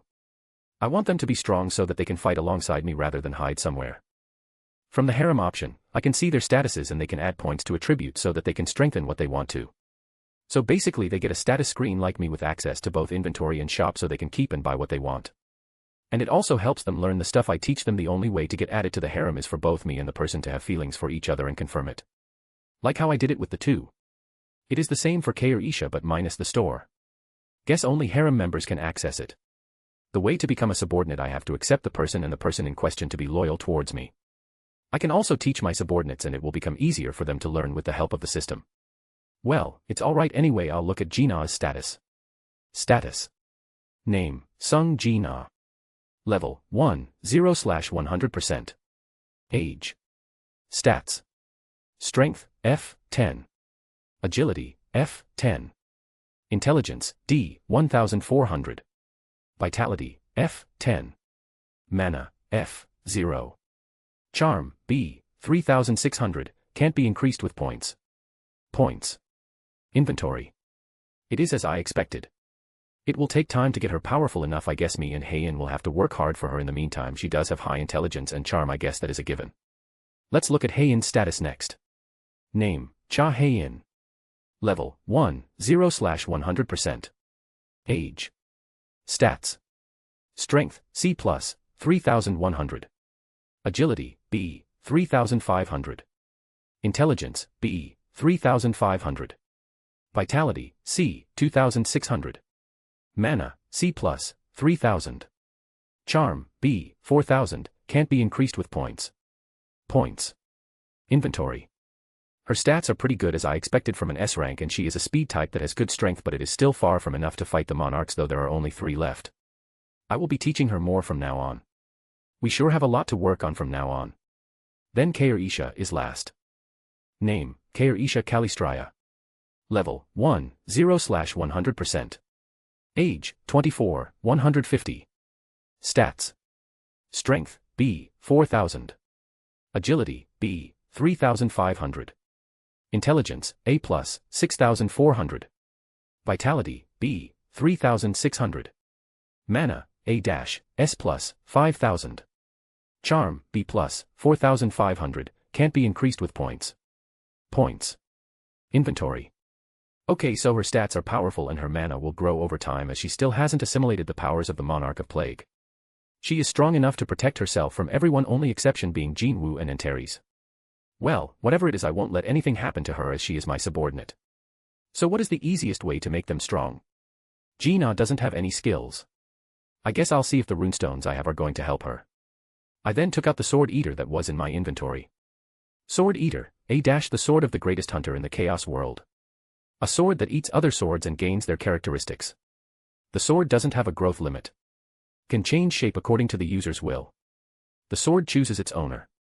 Interesting, a sword that can eat other weapons that can change shape to the user's will. Then why the fuck Assassin Kuin didn't change it? Ah, I get it. Well, it isn't a surprise, so let's try to change the shape of this great sword as I don't use great swords. I came into the training ground and held the sword in my hands as I closed my eyes to visualize the weapon of my choice. The sword resisted, but I pressed its resistance down in a second. Then the sword began to glow as its size became smaller and smaller. By the time it stopped, it became a standard katana with a black sheath and black handle. I took it out of the saw, a shiny black katana with yellow streaks dancing like lightning along the blade. I swung it around a few times and it was the perfect katana for me. I was satisfied with it. I then took out my Nichiren katana that was bent. I swung the Sword Eater and cut the Nichiren katana in half, and then it turned into light particles, and then the particles were absorbed by the black sword, which then turned a bit reddish. Sword Eater, A. Abilities, stops the regeneration of anything that is cut by it. Works better on magical beasts and demons. I nodded and went back to my room after I kept the sword in my inventory. Only to find Gina and Heian sitting on my bed. What are you doing here? I asked them. We will be sleeping here, Gina said, and Heian nodded. Then where am I supposed to sleep? I asked. With the neighbor, of course, Gina said while rolling her eyes. I laughed and sat in between them. As I pulled Gina by her waist towards me and said, "Is that so?" "Humph, why do you have to ask such a dumb question?" she said while leaning her head on my shoulder. I pulled Heian towards me by her waist and said, "Well, I don't mind sleeping with two beauties beside me, but are you sure?" I asked Heian. "Yes, I am sure," she said as she leaned on my shoulder while hugging me tightly. I then felt Gina kissing me on my neck. So I looked at her. She smiled at me. I shook my head. "Then I'll take a shower first," Gina said as she stood up and went to the bathroom. Leaving me and Heian alone in the room, she then laid her head on my lap, which she hasn't done before. I caressed her soft blonde hair and asked, "What are you worried about?" She looked at me with a look of, "How did you know?" "It's pretty easy to guess from your expression." I chuckled at her reaction as she hit me while pouting. "Well, I'll train you properly from tomorrow." I lifted her and sat her on my lap and looked into her eyes. "How?" she asked me with a little blush. "I am talking about weapon training, but if you want this type of training I don't mind," I said with a chuckle as she pinched me. I kissed her on her lips. After some time I slipped my tongue inside her mouth as I played with her tongue while my hands moved around her body. MHM, she was moaning a bit as I played with her tongue. She was responding as well, but sloppily. I broke the kiss as a string of saliva connected our lips. She looked at me, breathing heavily. Ha, she looked at me with misty eyes and kissed me again as she took the initiative to push her tongue into my mouth, but turned the tables on her as I used my tongue. Then grabbed her tight butt and gave it a hard squeeze. On, MHM. She was moaning as she ran her hand through my hair and the hair tie opened, causing it to fall. And she ran her fingers through my hair. As my right hand crept under her top as I felt her smooth and toned midriff, I moved it upwards as I squeezed her boobs over her bra. Her boobs were soft and became in the shape I squeezed them into. MHM, AHN. She broke the kiss and moaned. Guess she likes it. I squeezed her boobs more as I started ravaging her mouth with my tongue. MHM, on. Her moans weren't that loud because it was subdued by me kissing her. After breaking the kiss, I started kissing her neck as I pushed her bra aside and fondled her bare breast. AHN, MHM, AN, HAH*. Her moans became louder as she grabbed my head as I left a hickey near her shoulder. Ha, HAH MHM. She was still moaning and breathing heavily. I felt Gina coming back, so I stopped or I won't be able to control myself and fixed her clothes. Ha, she gasped for breath as she lay on the bed with a red face. I smiled as I kissed her on her lips and went to take a shower in my room. Chapter 46, 46 Shinjuku's S-Rank Gate. The only talk that dominated the media and social media today was the S-Rank Gate that opened in Shinjuku. It was pure chaos, with people talking about whether it will be cleared or not, the common people leaving Tokyo and mass blocking roads in every direction. Many people were questioning the association and government about the countermeasures for this. It wouldn't have been this bad if people didn't watch the Jeju Island raid where a single monster made 17 elite S-rankers look like children. And the unexpected attack of two human-like beasts has pushed them off the edge as they felt that S-rank gates aren't something that common sense is going to work on. They have seen it firsthand, and if it wasn't for that one hunter the consequences would have been immeasurable. Just the thought of those monsters coming on the mainland gave them chills. The government and the association were silent, which pushed the anxiety of people further. And it became a discussion online about what will happen. This was the situation in Japan. What about Korea? Well, the males were discussing the gates, but the females were busily appreciating the photos of a man in an apron. Yes, you guessed it right. It's our M.C. Haru. Dash at Harasimp 100, he looks so good. Dash at Hara, Sama 4 Life 20, how can he look so handsome in an apron? TY4 Thika Candy, I will pay any amount to come home and see this. Dash at Simp 67, me too. Soohyun Nim is so lucky to see it firsthand. Dash at Apron Lover, yes, she joined Hunter Haru's guild as well. Dash at Simpultra, yes, I heard Hunter Cha joined as well. Dash at Love Expert, it is to be expected, they have the air around them after all. Dash at Respect, I won't be surprised if they are dating already. Dash at Talk About It, they do make a perfect couple though. Do you think Hunter Haru will only have one wife? Infobank replying TO at Talk About It, ugh, I don't know about that, as having multiple wives isn't a thing in Korea. It is okay in foreign countries, but with Hunter Haru's charm, it is easy for him to have a lot of lovers. Dash at Blindidiot, well, whatever, we shouldn't think too much about this. Let's look at more pics. At this moment the Japanese government and association released news about Matsumoto and Goto going to Korea for negotiations about them asking help to deal with the S-rank gate. It was like water was dropped into a pan full of hot oil. This news caused a wave all over Asia as Japan was taking initiative to ask for help. They were the second strongest after China in terms of strength in Asia, but for them to seek help from Korea was something they didn't expect. Everyone knew that they don't want to negotiate with Korea but rather Tsujikuni Haru, who was the reason the hunters who went to Jeju Island were able to come back alive, and it is obvious for people to shout about how obligated Korea is to help them as Japan helped them with their S-rank gate. The small snowball rolled and became a massive one. It was instigated by guiding the public view. With how anxious people around Tokyo were, it wasn't a surprise that they jumped at this opportunity. But not all people are blind. At JEHOVAHSWITNESS, are you guys seriously talking about this? Those who watched the broadcast should know that the hunter Japan sent was nothing but dead weight and only pulled Hunter Tsujikuni's leg in the fight to the point of him getting seriously injured and poisoned. We all saw how he fought when they were away. The rift he left on Jeju Island is an example. He wasn't able to fight to his fullest because there were other hunters nearby. You should be able to see how destructive his fire is when it collided with the monster who breathed ice. And the monster was able to send hundreds of projectiles too fast for even the camera to catch. Just imagine him having to protect those behind him while fighting against two monsters whose power level isn't even known. How many hunters will do this? The first to run away was Ryuji Goto. Although it was the right decision, it shows you the thought process of the person in question. So don't take someone's kindness for granted. This post caused a lot of waves and made the whole internet quiet. Then the talks about this started, with people supporting it and many people denouncing it as, "You are not even here so you can talk big because you aren't in danger. What do you know about the danger our families are facing while you are sitting safely? At I am a witness, I live in Shinjuku and I saw the gate manifest there. I am not safer than you guys."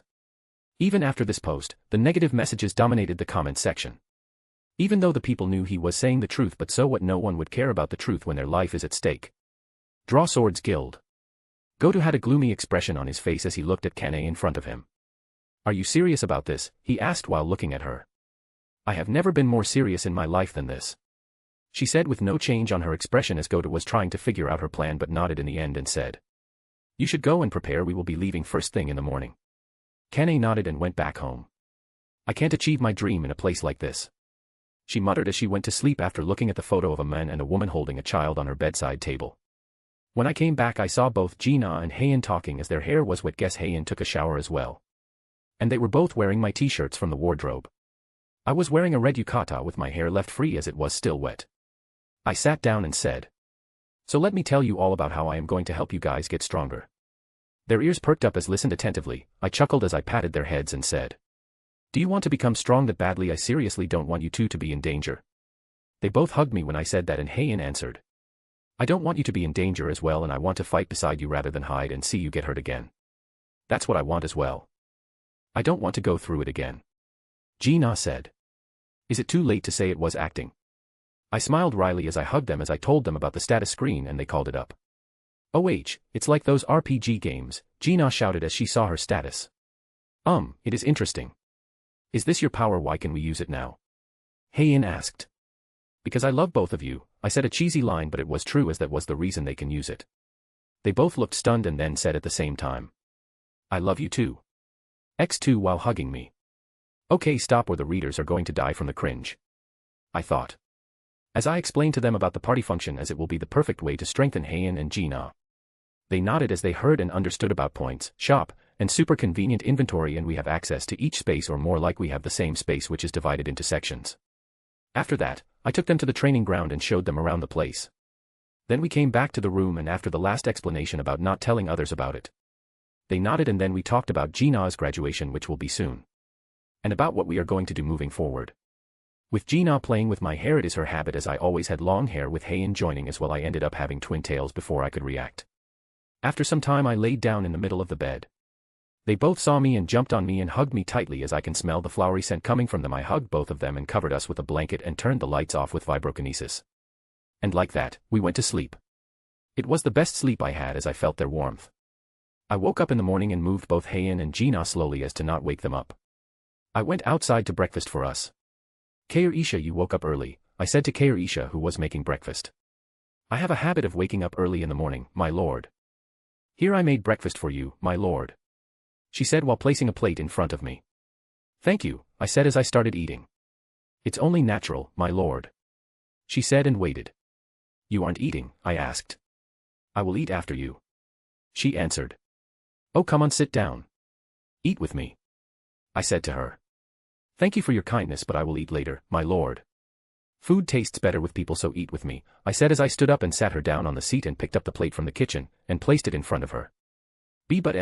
She was about to say more. "Just eat with me, all right," I told her as I patted her head.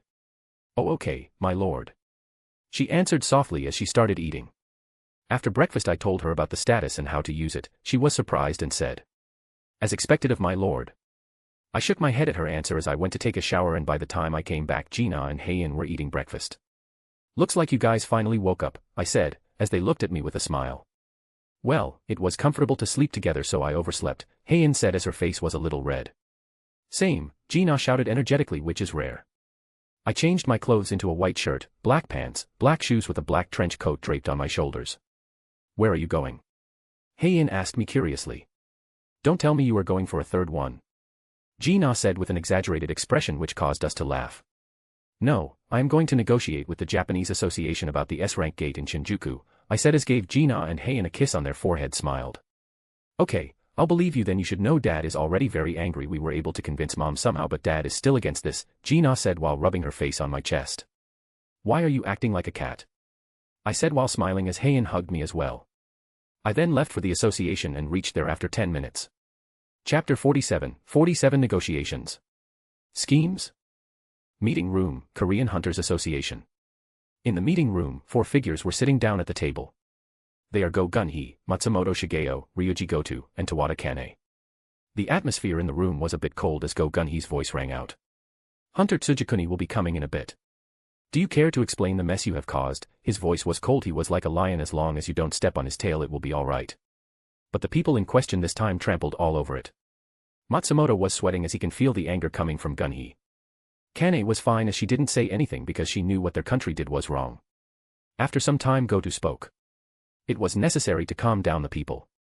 Gun-hee scoffed at this. "Do you think I'm a kid? It is clear what you guys are trying to do here." He thought and waited for Haru to come as he was the focus of the meeting. Both Matsumoto and Goto knew that Gun-hee isn't going to believe their reason. But they just needed Haru to believe in this. They will be able to get his help, and the track record of participating in clearance of 2 S-rank gate will help Goto become a national level hunter as well. They can't let such a perfect opportunity pass by. After 5 minutes the door opened with Haru walking in with an office bag in his hand and Jin-chul following behind him. Haru sat down and Jin-chul stood behind Gun-hee and said something in his ears that caused his anger to flare up, but he held it down. If it was someone else they would have torn Matsumoto and Goto into pieces, but he kept his cool as he wanted to know what they are planning to do. "So what do you guys want to talk about?" Haru said after giving Kane a friendly smile. She smiled back and this caused Matsumoto to smirk in his mind. "We have to wait for another guest that will be coming here," Matsumoto said, and then the door opened, and an obese middle-aged man with green eyes, messy brown hair, a beer belly, and a thick beard. Everyone in the room knew who he was, the barrier specialist Yuri Orlov. The man came in and sat down with a bottle of vodka in his hands.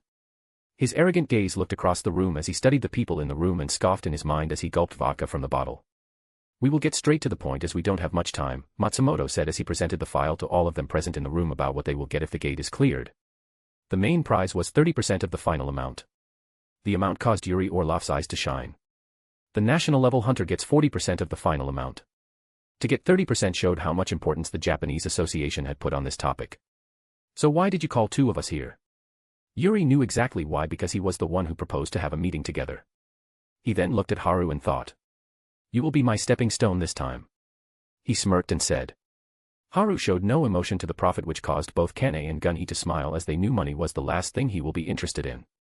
"Well, we want to be as safe as possible while dealing with an S-rank gate, so we decided to talk with both of you.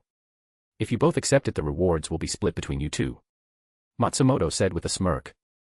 This caused Yuri Orlov to frown as this wasn't something he knew. Then he looked at Haru and saw he didn't react as he sat with his legs crossed while leaning on the backrest of the chair. Can he even do something about an S-rank gate? The Jeju Island monsters weren't even that powerful, it was the hunters that were weak.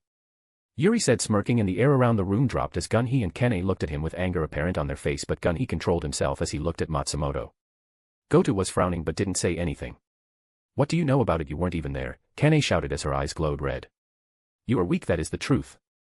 And he isn't anything special as well." Yuri laughed as he said.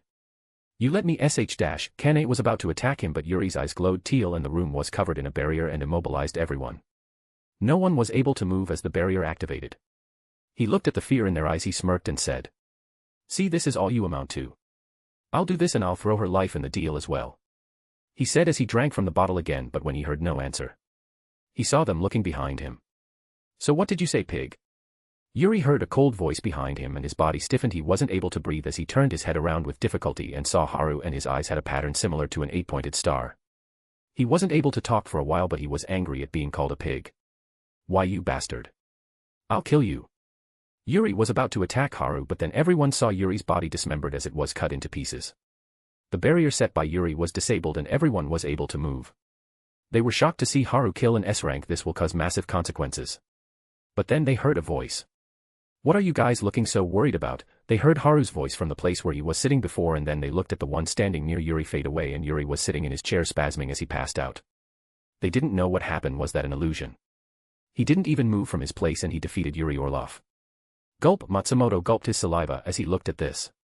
"Let's change rooms, this one reeks." Haru's voice brought them out of their thoughts as they changed the room and sent Yuri to the hospital. Then Hunter Tsujikuni, will you help us?" Matsumoto said as he stuttered a little. "I have some conditions first," Haru said, which caused Matsumoto to become serious again. "Because of your little scheme. I will take 50% of the final amount and Tawada Kane will join my guild after this raid." Haru's words caused the room to become quiet. "Are you joking with us? 50% and you want our S-rank hunter? Do you think we are fools?" Matsumoto shouted. "That is because you wasted my time in your scheme, so you will have to pay for it." Haru's cold voice signified that there was no room for negotiations here. Matsumoto shook his head as he thought that Haru was naive. S-rank hunter Tsujikuni Haru not cooperating because he wants more compensation even after he was offered 30%. What do you think the public is going to say about this Hunter Tsugakuni? He pulled this card as it will destroy Haru's public image and drag it through the mud. With this, he can lower the compensation as well. This caused everyone in the room to frown, but Haru wasn't affected. Haru then pulled out his phone and tapped on it a few times and a sound rang out in the room. Goto and Matsumoto's voice was heard in the room. "What do you think? Is the plan going to work?" "No sir, he changed the whole plan. We won't be able to trap the Korean hunter in the Ant Cave anymore." "Is there no way around it?" "No sir, our plan isn't going to work as long as he is there." The recording played out about the plan of killing the Korean S-rankers on Jeju Island. "So what do you think the people are going to say after these recordings are known?" Both Goto and Matsumoto turned pale as they heard this, and Gunhee was angered beyond belief as he heard this. "This is fake, people aren't going to believe this," Matsumoto said as he tried to calm himself down. He thought as long as the documents are safe he won't be in any danger. "Is that so? How about this then?" Haru laughed as he took some documents from his bag and showed it to them, and Matsumoto's soul left his body when he saw this, and Goto was sweating. His calm expression was thrown out of the window. "Well, what do you have to say about this?" Gunhee said as his aura leaked out of his body because his anger went through the roof. Matsumoto didn't say anything as he was scared shitless at the moment. "Well, it's whether you accept my deal or this gets released tomorrow. It's your choice," I said while looking at them. "We accept." Matsumoto caved under the pressure and accepted the deal because if this got out, no one will help them with the S-rank gate. It's good that you are a sensible person, Haru said with mockery clear in his voice as he stood up and went towards the door, then turned around and said, "There won't be a next time if you try to do something, and tell it to that pig as well. I will really kill him next time." And then went away with Kane following him. After that gun he stood up and moved out of the room. He was relieved that there were no damages done to Korea because of this scheme. Chapter 48 Off to Japan. "So you are going to stay here for the time being and return with me?" I asked Kane as I stepped out of the association building. "Yes, so take care of me till then," she said as she walked beside me. I nodded and said, "Well, this raid is going to be exciting, so we will be going in 3 days. So did you book a room in a hotel?" "No, I'll do it now," she said as she was about to call the association, but I stopped her. "Live with me then. I have an empty room in my house." She looked at me and smirked while saying, "You are inviting me to live with you. What is Heian going to think?" "She is the one who told me to let you stay there. She is also living with me today," I answered her, which left her a bit stunned. "Okay, then I'll take the offer," she said while looking away. We talked a bit as we reached my house, and I opened the door with my key and went inside. Only to see Gina, Heian, and Kair-Isha talking. "What are you guys talking about?" I asked them as Kane ran and hugged Heian. "Nothing, just random topics," Gina answered. "Heian, how have you been?" Kane said as Kair-Isha translated for her. I have to say Kair-Isha can learn languages easily. "I am fine, how about you?"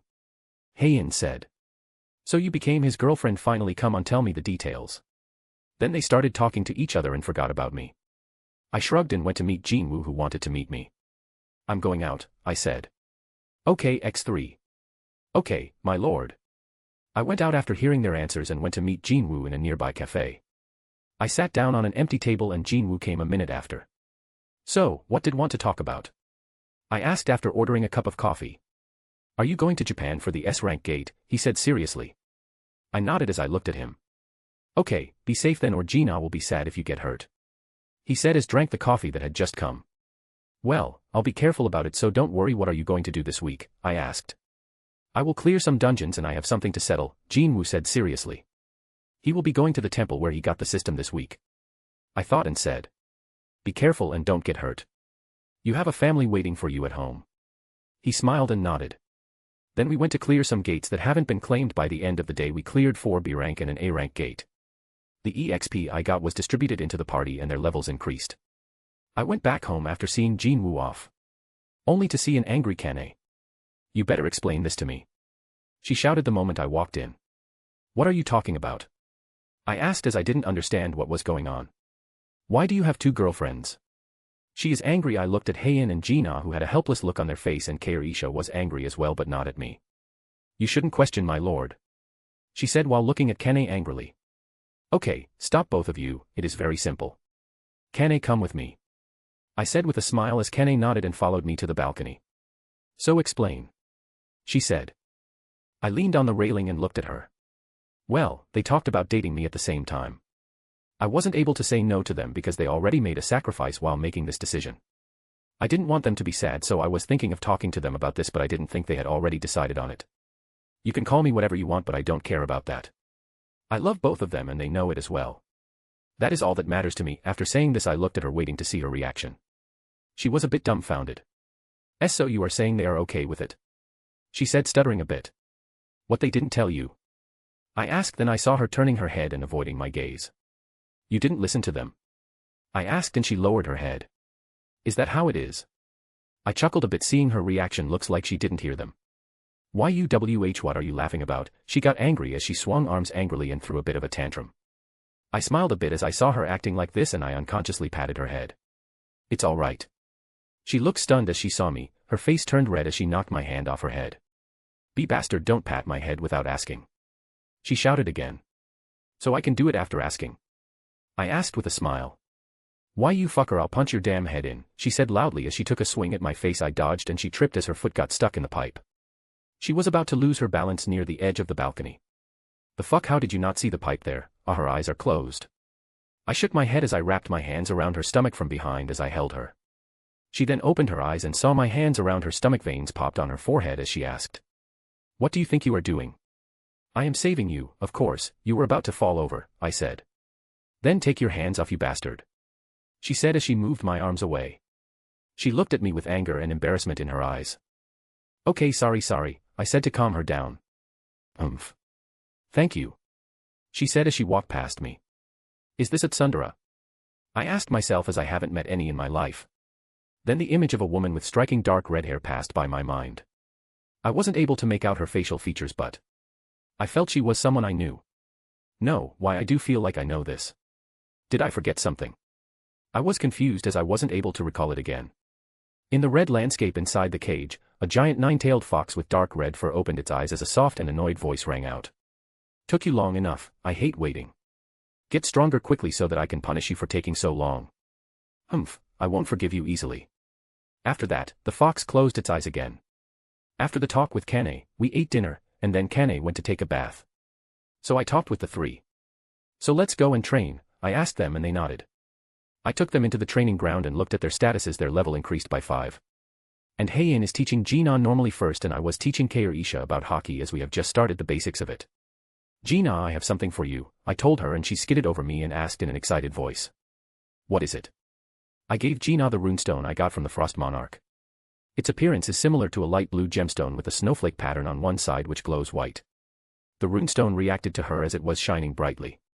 She used the runestone and after like 20 minutes she was able to make an ice arrow, but that was all for now. Yay. I can use magic. She was jumping around the place. After I gave both Kei or Isha and Heian lessons on hockey and how to train, I went back to the house. I walked out of my room and saw Kane in the kitchen cooking pancakes wearing only a sports bra and shorts. Did you forget you are living with people here? I asked her as I walked into the kitchen. Why is there a problem? She said as she looked at me while smirking. Nope. My answer caused her to frown. What happened? I asked. Do you think my body is not attractive enough? She said in a voice full of sadness. Who told you your body isn't attractive? You look beautiful, so don't talk like that, I said with a smile. She looked at me and nodded with a smile as well. Then we sat down on the sofa and turned on the TV. The only news on it was about my participation in the raid for the S-rank gate in Shinjuku. Many supported my decision but many criticized it as well. But the support was so huge that the criticism was barely noticeable. I went back to my room and called Heian, Gina, and Kei or Isha out of the training room and we came out of the room as Kane said. Then I'll go and sleep, so keep the voices down, alright? I want a good night's sleep, and walked towards the empty room.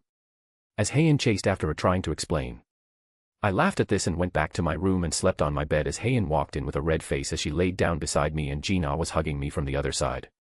Heian shook her head and hugged me tightly. I patted her back as I gave a light kiss on her and Gina's forehead as they gave me a kiss on my cheek. I laughed and turned the lights off.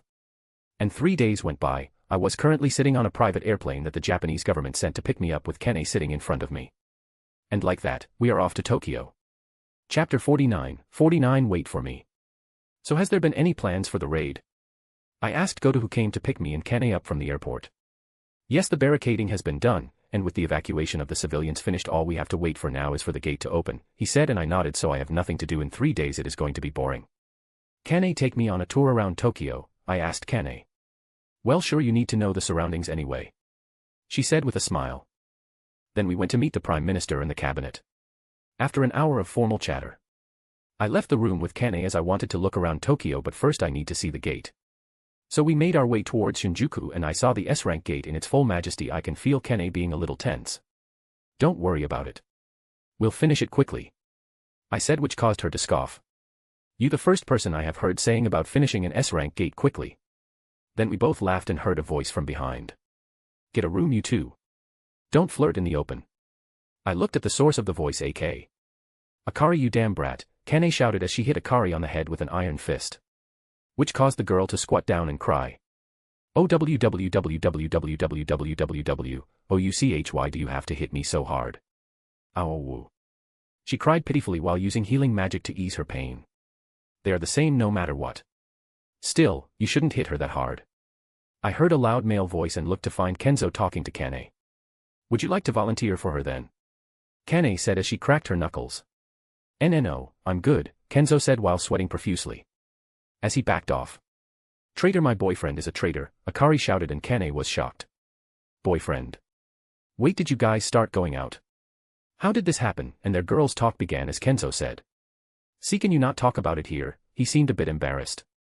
Shut up, Kane shouted at him, which caused him to shrink. Still as loud as always. I saw Tatsumi walk out while adjusting his glasses. That is the reason I didn't want to come, they are always loud, Ippei said as he stood by Tatsumi's side. Well, it doesn't hurt being lively sometimes anyway, Mari said as she joined the girls' talk. Kei was standing a bit far away. I waved at him because I understand he has the same condition as Heian but his case is more severe. He waved back a bit awkwardly. Then I said hello to everyone and asked something that was on my mind. Why is he standing that far away? I said as I pointed at Kumamoto who was hiding like 4 buildings away and hide as I pointed at him. When they heard this they could only smile wryly. Well, don't mind him. Are you ready for the dungeon break? Tatsumi asked. Yes, I am, but can you tell them to move the barricades a bit backward, I said. Why? Tatsumi asked me curiously. If there is a large enemy we wouldn't have enough space to fight them and they can wipe out many of our forces in a large attack, so tell them to move it back like a street or 2 behind. Alright, I said as he looked at me and nodded, then took out his phone and talked to the one in charge. What are you guys talking about? I heard Kane as I turned and saw her standing near me with a red face. Why is your face red? I asked and she punched at me while I dodged. None of your business, just answer me.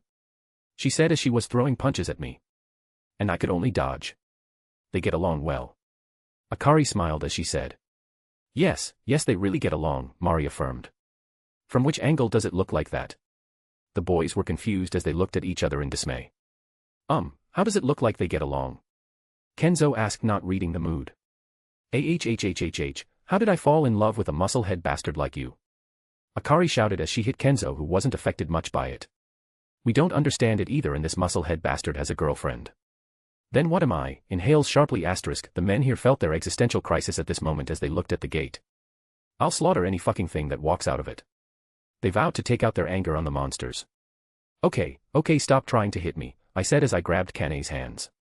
HMPH, she tried to kick me in the face jumping, but I dodged again and let go of Kane's hand as she fell. I caught her in a princess carry while saying, well, let's go, you promised to show me around Tokyo, right? I said as I put down the dazed Kane whose face was red. I held her hand and took her away while waving at the people standing.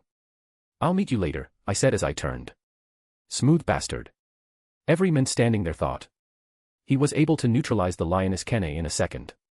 They knew how fierce she can be as they have been on the receiving end of it many times. And she has many fans because of her fierce personality, but most of them are women, even though her popularity in Japan is second only to Haru. It's just that she never bothered to check it. They shook their head and went back to their works.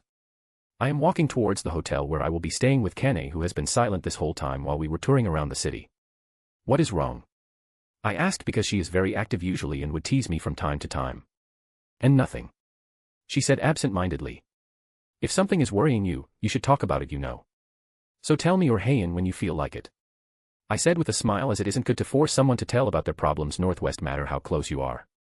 I saw her nod, so we made our way toward the hotel I will be staying at. She went back after we reached the hotel. I told her to take care on the way back. She smiled and nodded. I went in towards my room guided by the receptionist and took a bath, then wore a white yukata and went to sleep. I woke up the next morning and surveyed the area around the gate and checked the preparations. I spent most of my time with Kane, who was back to normal again. But I was worried about her, but I didn't ask her. I didn't want to cross into her personal space as my relationship with her. What is my relationship with her? I shook my head as I heard my phone ring and saw it was from Jean Chol. What happened, Jean Chol? We have become good friends after our frequent encounters. Haru Hunter Sung has entered a gate. Then why are you so flustered about it? He should be able to handle it. It's a double dungeon in the same place where the last incident happened. Where are you now? I asked him as I knew what this meant. I shouldn't let them enter the dungeon because they won't be able to do anything and it would lead to meaningless casualties. I am standing outside the gate waiting for the Hunter Guild's main raid party that is on its way to help. Don't enter inside, I'll be there in a minute. You are in Japan, how or why? I'll be there, so don't enter. I disconnected the call and called Kane. She picked up after 2 rings. Hello, I'll be back in a bit. I have to go to Korea. Huh, what are you talking about? How are you going to go back? It's an emergency. I'll be back in an hour or 2, so wait for me. I'll leave a clone behind. If there is any problem here, just ask it for help. She already knew about me being able to make clones. And it is better to leave a clone so it doesn't cause a panic if I suddenly disappear. Okay, be safe, alright. Okay, I laughed while disconnecting the call. I then used wood style to change my clothes into the ones Madara wears with the armor. I prefer it because it is easy to move around in with gloves and metal-toed shoes. Flying Thunder God. You said Hunter Sung Jin Woo is in there. Zhang asked as he stood in front of a large door with golden decorations. Yes, I'm sure, Jin Chul answered. Are you too sure about not waiting for Haru? Heian asked as she came here in a hurry after hearing the news. How will Hunter Haru come here when he is in Japan at the moment? If Hunter Sung is in a dire situation, it would be a big loss to Korea. And I want to repay him for helping our second raid team in the dungeon. Zhang Yin said. Then Zhang Yin pushed the door open. What is this? Zhang Yin exclaimed as he saw the scene inside the room. The room was destroyed with the rubble of broken statues scattered everywhere. The stone statues were really here, Jin Chul said. What's this? I don't remember inviting humans. It's another external affair. They heard a creepy voice as they looked towards the source, a stone statue with its wings ripped off. The statue was smiling creepily at them as its eyes glowed. A monster that can understand human speech. The female healer said as she stuttered. Hush, now or you will disturb the king's slumber. The statue said as it put a finger on its lips. King. Everyone looked behind the statue only to see Jinwoo standing there motionlessly.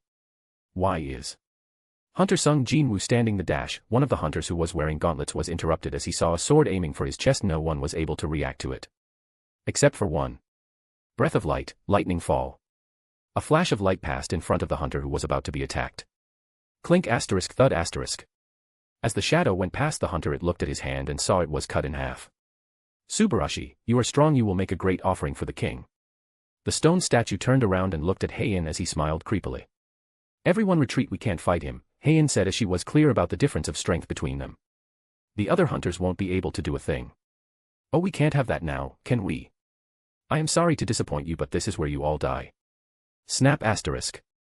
The statue said as it snapped its finger and the door closed. Slam asterisk. And the stone statues that have been destroyed started to rise as they held weapons and started attacking everyone. Tanker gather in a formation. Zhang Yin took command and ordered the hunters to fight with the statues. Heian was about to go and help them, but she jumped back. Bang asterisk. A sword landed on the place she was previously. You have good senses, human. I'll be playing you for the time being. My king will be pleased with a new powerful soldier. He said with a creepy smile as he regenerated his body that was previously in tatters and the arm that Heian had cut off, with swords in his two arms. He started attacking Heian and a fierce clash of swords ensued. Vote for the next world. The one with the most vote wins, I guess. Omniscient reader. The beginning after the end. Demon Slayer. Tsukimichi. Chapter 50, you should ask that before. Clank asterisk clank asterisk clank asterisk clank asterisk clank asterisk clank asterisk clank asterisk. All that was seen by the people in the room was white and gray lights flashing all over the room as the places where it passed by were destroyed. You are a powerful human. The stone statue said as he regenerated his lost arms and his body that had holes in it. Ha asterisk, ha asterisk, ha asterisk, and Heian was breathing heavily with wounds on her face and body. She was near her limit, but she didn't want to give up or everyone here would die. Heian could see how difficult it was for others to fight the statues even though there hadn't been any casualties. It is only a matter of time. I need to finish this quickly. She thought as. Whoosh asterisk. The stone statue looked like an angel with 6 arms as he held different weapons in each. Come on, human, entertain me more. It shouted while swinging the hammer in his hand onto Heian, who dodged it. Bang asterisk. Breath of light, linear. Shing asterisk. And cut off the arm that was holding the hammer. Thud asterisk. The statue smiled even more creepily as he used the axe and sword to attack Heian again. She dodged the axe and blocked the sword, but she knocked back about 10 meters as she stabilized herself. Heian didn't waste any time and went to attack the statue again. Wings of light appeared behind her as a crown of light formed on her head. And her sword was covered in light as its length increased. It looked like a sword made of light, shining brightly while illuminating the dark dungeon. Her wings fluttered. Breath of light, crucifixion. Whoosh asterisk. Her speed went past what she had shown before. Before the statue could react, she was already in front of it. The statue tried to attack her with its 3 arms, which carried a great sword, morning star, and shield, but Heian unleashed 3 vertical thrusts as her sword shined brightly, cutting the weapons in the hands. Then she did 2 horizontal thrusts, cutting off the arms that carried the spear and one-handed sword before the statue could even react, leaving it dumbfounded. Then he saw a 6th thrust aiming for his head. He felt that if this blow connected, he would die. He wouldn't be able to achieve his dream, so he shouted at the top of his lungs. How long are you going to watch, Monarch of Transfiguration? Hymn of Protection, a hoarse voice sounded out as a blue shield formed around the angel statue as Heian's attack landed on the shield. Clank asterisk. The attack bounced off. Heian was shocked as she looked at the source of the voice only to see an old man. She could feel how strong that old man was. She felt like vomiting from the amount of mana being released from him, but she steeled herself as he spoke again.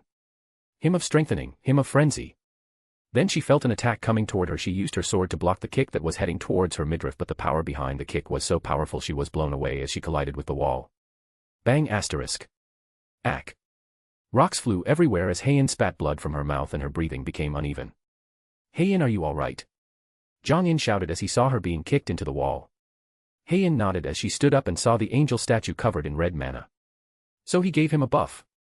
That was the reason for the increase in his attack power, but even after that I shouldn't have taken this much damage from that attack. Did he use a debuff on me? Heian thought as she looked at the old man and the angel. Why don't you worry about yourself? Well, let's end it here. We have a more pressing matter to attend to, so die like the insects you are humans, the old man said as he looked towards Jinwoo. Hymn of the fire dragon. Heian saw the hood of the old man becoming a huge dragon head, and it sent a massive beam of fire towards her, scorching the ground and increasing the temperature of the room. That attack was really powerful. If it hit her in her current state she would die. Even though Heian's heart wished for Haru to come and save her, but she remembered what she said to him. I want to be strong enough to fight beside you. I don't want to hide behind you. A smile formed on her face when she remembered it. And she remembered his warm smile, and her heart was filled with determination and strength. She felt like she could do it now. She can complete her last form now. She took a stance as she held her sword with one hand and pulled her hand behind her head. She took a deep breath while pouring all of her remaining mana into this attack. Breath of light, final form, Thea's wrath. She shouted at the top of her lungs. Everyone who saw her felt like they could see a silhouette of a giant behind her. As she thrust her sword straight towards the target, as a beam of light pierced through the air, its temperature was so high that it melted the ground and evaporated. It then collided with the fire beam, pushing it back as it ripped it apart, and before it reached the old man. Hymn of protection. He formed a huge blue barrier around him, and the beam of light landed on the barrier. Sizzle asterisk, crack asterisk. The barrier wasn't able to stand the force for long as it started burning and cracks formed on it. How can a mere human have this strength? The old man said as the beam of light broke the barrier and went straight for his chest. Its speed was so fast that he wasn't able to avoid it as the attack landed on his left shoulder as he tried to dodge, burning a hole through his shoulder. The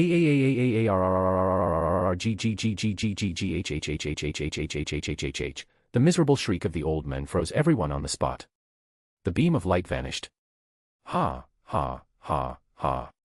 Heian breathed heavily as she was barely able to stand straight with only a hilt in her hand as the blade of her sword had evaporated. Human, how dare you hurt me? I'll capture your soul and torture it for all of the eternity. The old man shouted, but he was interrupted.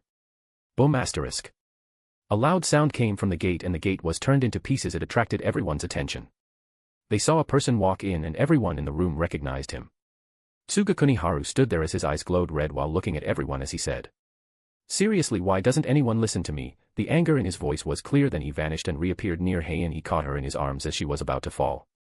"I knew you would come," Heian said in a barely audible voice as she was too tired at the moment. Who are you to enter?" the old man shouted again, but Haru turned around looking at him with his glowing red eyes that had an 8-pointed star pattern. Then he pointed his finger towards the old man and said, "You shut the fuck up and wait," while releasing his killing intent, which caused the whole dungeon to shake as cracks formed all over the place and the stone statues burst open like firecrackers. The whole place fell into silence as they were sweating buckets. They all fell on their asses as they looked at Haru in shock. 5 minutes before, outside the gate. "Are you sure they went inside?" Haru asked an employee as he appeared outside the gate only. "Why, yes, they went in because they worried something might happen." The employee with black bob-cut hair and round glasses answered.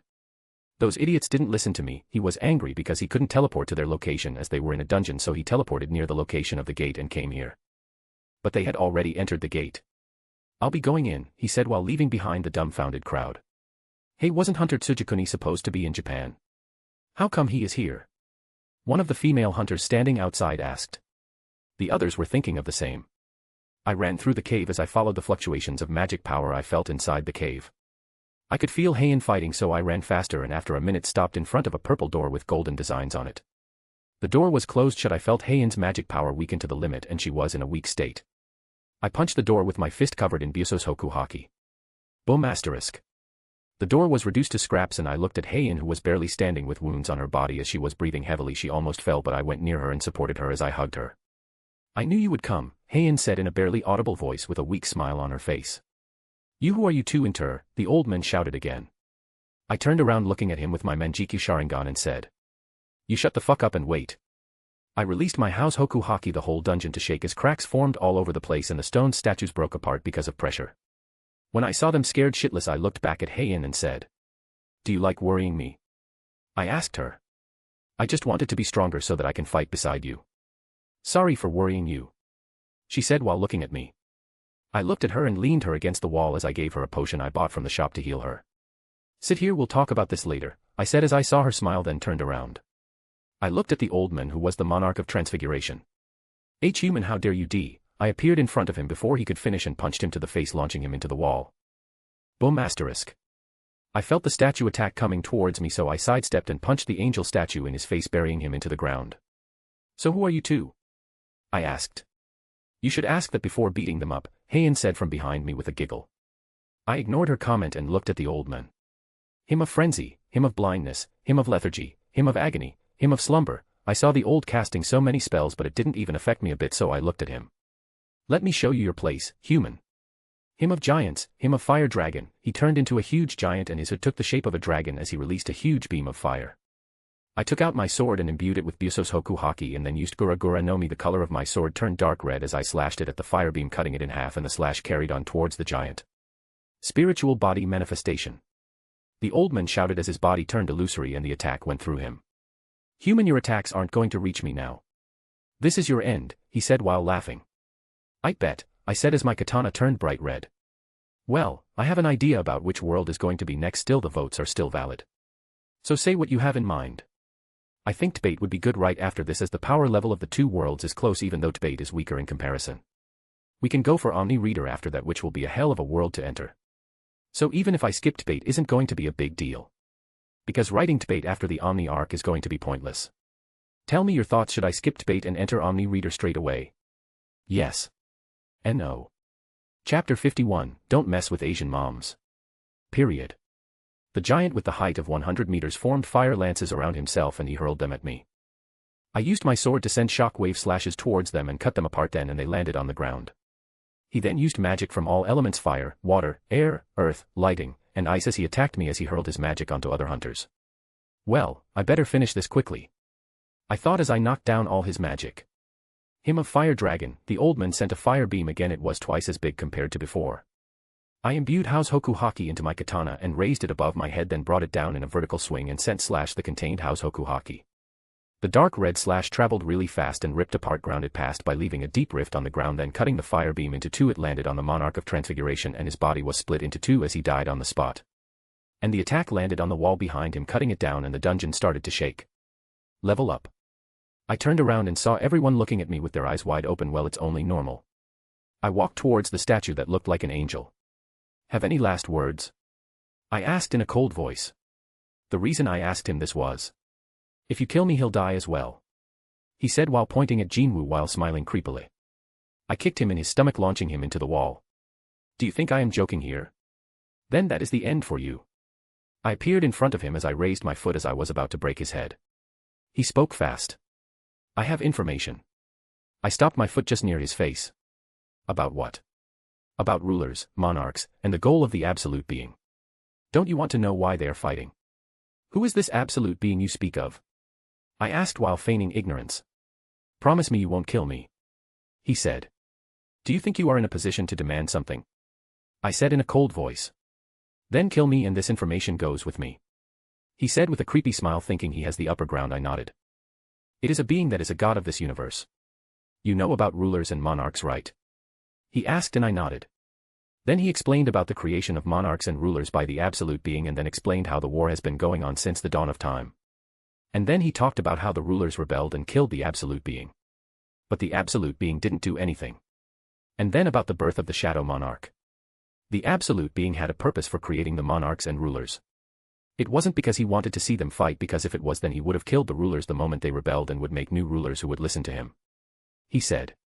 I nodded as I had the same thought. He just wanted to watch them fight. That's bullshit. Do you think a being that has been alive from the start of time wants to watch you fight? Their fight will be like a professional MMA fighter watching two kindergartners fight. I shook my head and asked him, "What do you think is the reason is then?" "I don't know, but Shadow Monarch and Dragon Monarch know about it from what I know," he said. "How do you know about this?" "I made a deal with the Shadow Monarch to help him make a system and find an ideal vessel of his choosing. And in exchange, he will make me immortal and the knowledge he has. At that time he only told me that the absolute being had a purpose when he made the monarchs and rulers, but he can't remember anything other than that. Now I have kept my part of the deal, so you should honor your part, he said with a creepy smile. I nodded and said, I know I won't kill you, but...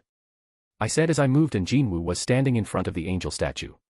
What did you do to my body? He asked as his eyes glowed purple. Shadow Monarch, you have got me. Ha ha ha ha ha ha ha ha. The angel statue was laughing maniacally. Just answer my question. Or I will kill you. Jinwoo said as daggers appeared around him floating in the air. You will lose all of your powers. The angel said, and Jinwoo answered as he smiled. I can go back to being an E-rank hunter. I have everything I ever wanted in my life. I don't mind living how I used to. So tell me the reason why I should keep you alive. The angel couldn't say anything when he saw the determination Jinwoo had. Then I'll erase the system itself and your power will vanish as well. The angel said as he smiled creepily, but it soon froze and he shouted. Where is the system? He looked at Jinwoo. He just smiled and cut the angel in half, killing him. Well, it is over now, so I went towards where Haein was. She still hasn't fully recovered even after she drank a healing potion. The fatigue of her body is still there. I smiled as I picked her up in a princess carry and started walking towards the door. You better get ready for an earful today, I told her as she hugged my neck. She smiled. I shook my head as I felt everyone follow us out and I can hear the gossip between girls behind me. Keep your romance in your house, how shameless, Jongin grumbled as others smiled wryly. See, even Master Choi is jealous. I want a boyfriend like Hunter Tsujikuni, one of the female members said. If I remember, her name should be Gina, and Jongin heard about this. He exploded as he shouted at Gina, lecturing her. They sure are enjoying themselves for people who nearly died, I said to Haein. It is because they nearly died that they can be like this. After all, it is better than having regrets about it later when you are at death's door. She said as she looked at me with a warm smile. Well, you are right about that, I said as I hugged her tightly. When I remembered how she allowed me to have more than one lover, I guess I'll leave the matter of today to rest. I have a soft heart when it comes to someone I care for. Seriously, go home, bastard, Jinwoo said as walked beside me. Oh, come on, like you didn't do this, Joe-hee. I said, and he looked away. Oi, I didn't raise you this way, I said with a smile. Bastard, you didn't raise me at all, Jinwoo shouted. Guess that is the reason you are like this. Looks like you took after uncle. I said, nodding my head in understanding. So when are you bringing her home? You know your deadline was. Yeah, I have to go back. There is an S-rank gate in Tokyo that I need to take care of. Yes. I paused a bit and said while nodding my head. Jinwoo started to sweat and he turned towards me. Haru, you need to help me, he said, stuttering a bit. I ignored him as walked faster. Hey, don't ignore me, bastard, help me. I have to get Joe-hee to come and meet mom today. He ran after me, but I still ignored him. Hey, don't ignore me or I'll upload that photo. Jinwoo pulled out the trump card. You shameless bastard, I have to take care of an S-rank gate in Tokyo. I have to save people. Don't think your threat is going to work, I said with a righteous expression. Help me or I might be in a worse condition than last time, Jinwoo said while sweating. Nope, not happening. I have a job to do. You are on your own. I am not even supposed to be here. I said as I ran as Jinwoo was running after me and I heard Haein giggling. I'll deal with you later. I said to her as I puffed my cheeks. I will be waiting then, she said as she buried her face in my neck. I laughed and we came out of the gate and I went straight back home carrying Haein in my arms. The hunters we left behind were discussing our talk. What do you think it is that can make both Hunter Sung and Hunter Tsujikuni scared? One of the hunters asked and everyone talked about it. What do you think, Master Choi? Gina asked Jongin, who adjusted his glasses and said. Keep it in mind, young ones, no matter how strong you get, you can't win against Asian moms. He said as shuddered because he was having flashbacks. And every one of the hunters present gulped as they remembered their mothers. Okay, then I will be going back now. I have to finish this gate first, I said to Haein as I gently laid her down on the bed. You are going already, she said, looking a bit sad. I smiled and kissed her on her lips and said. I'll be back soon.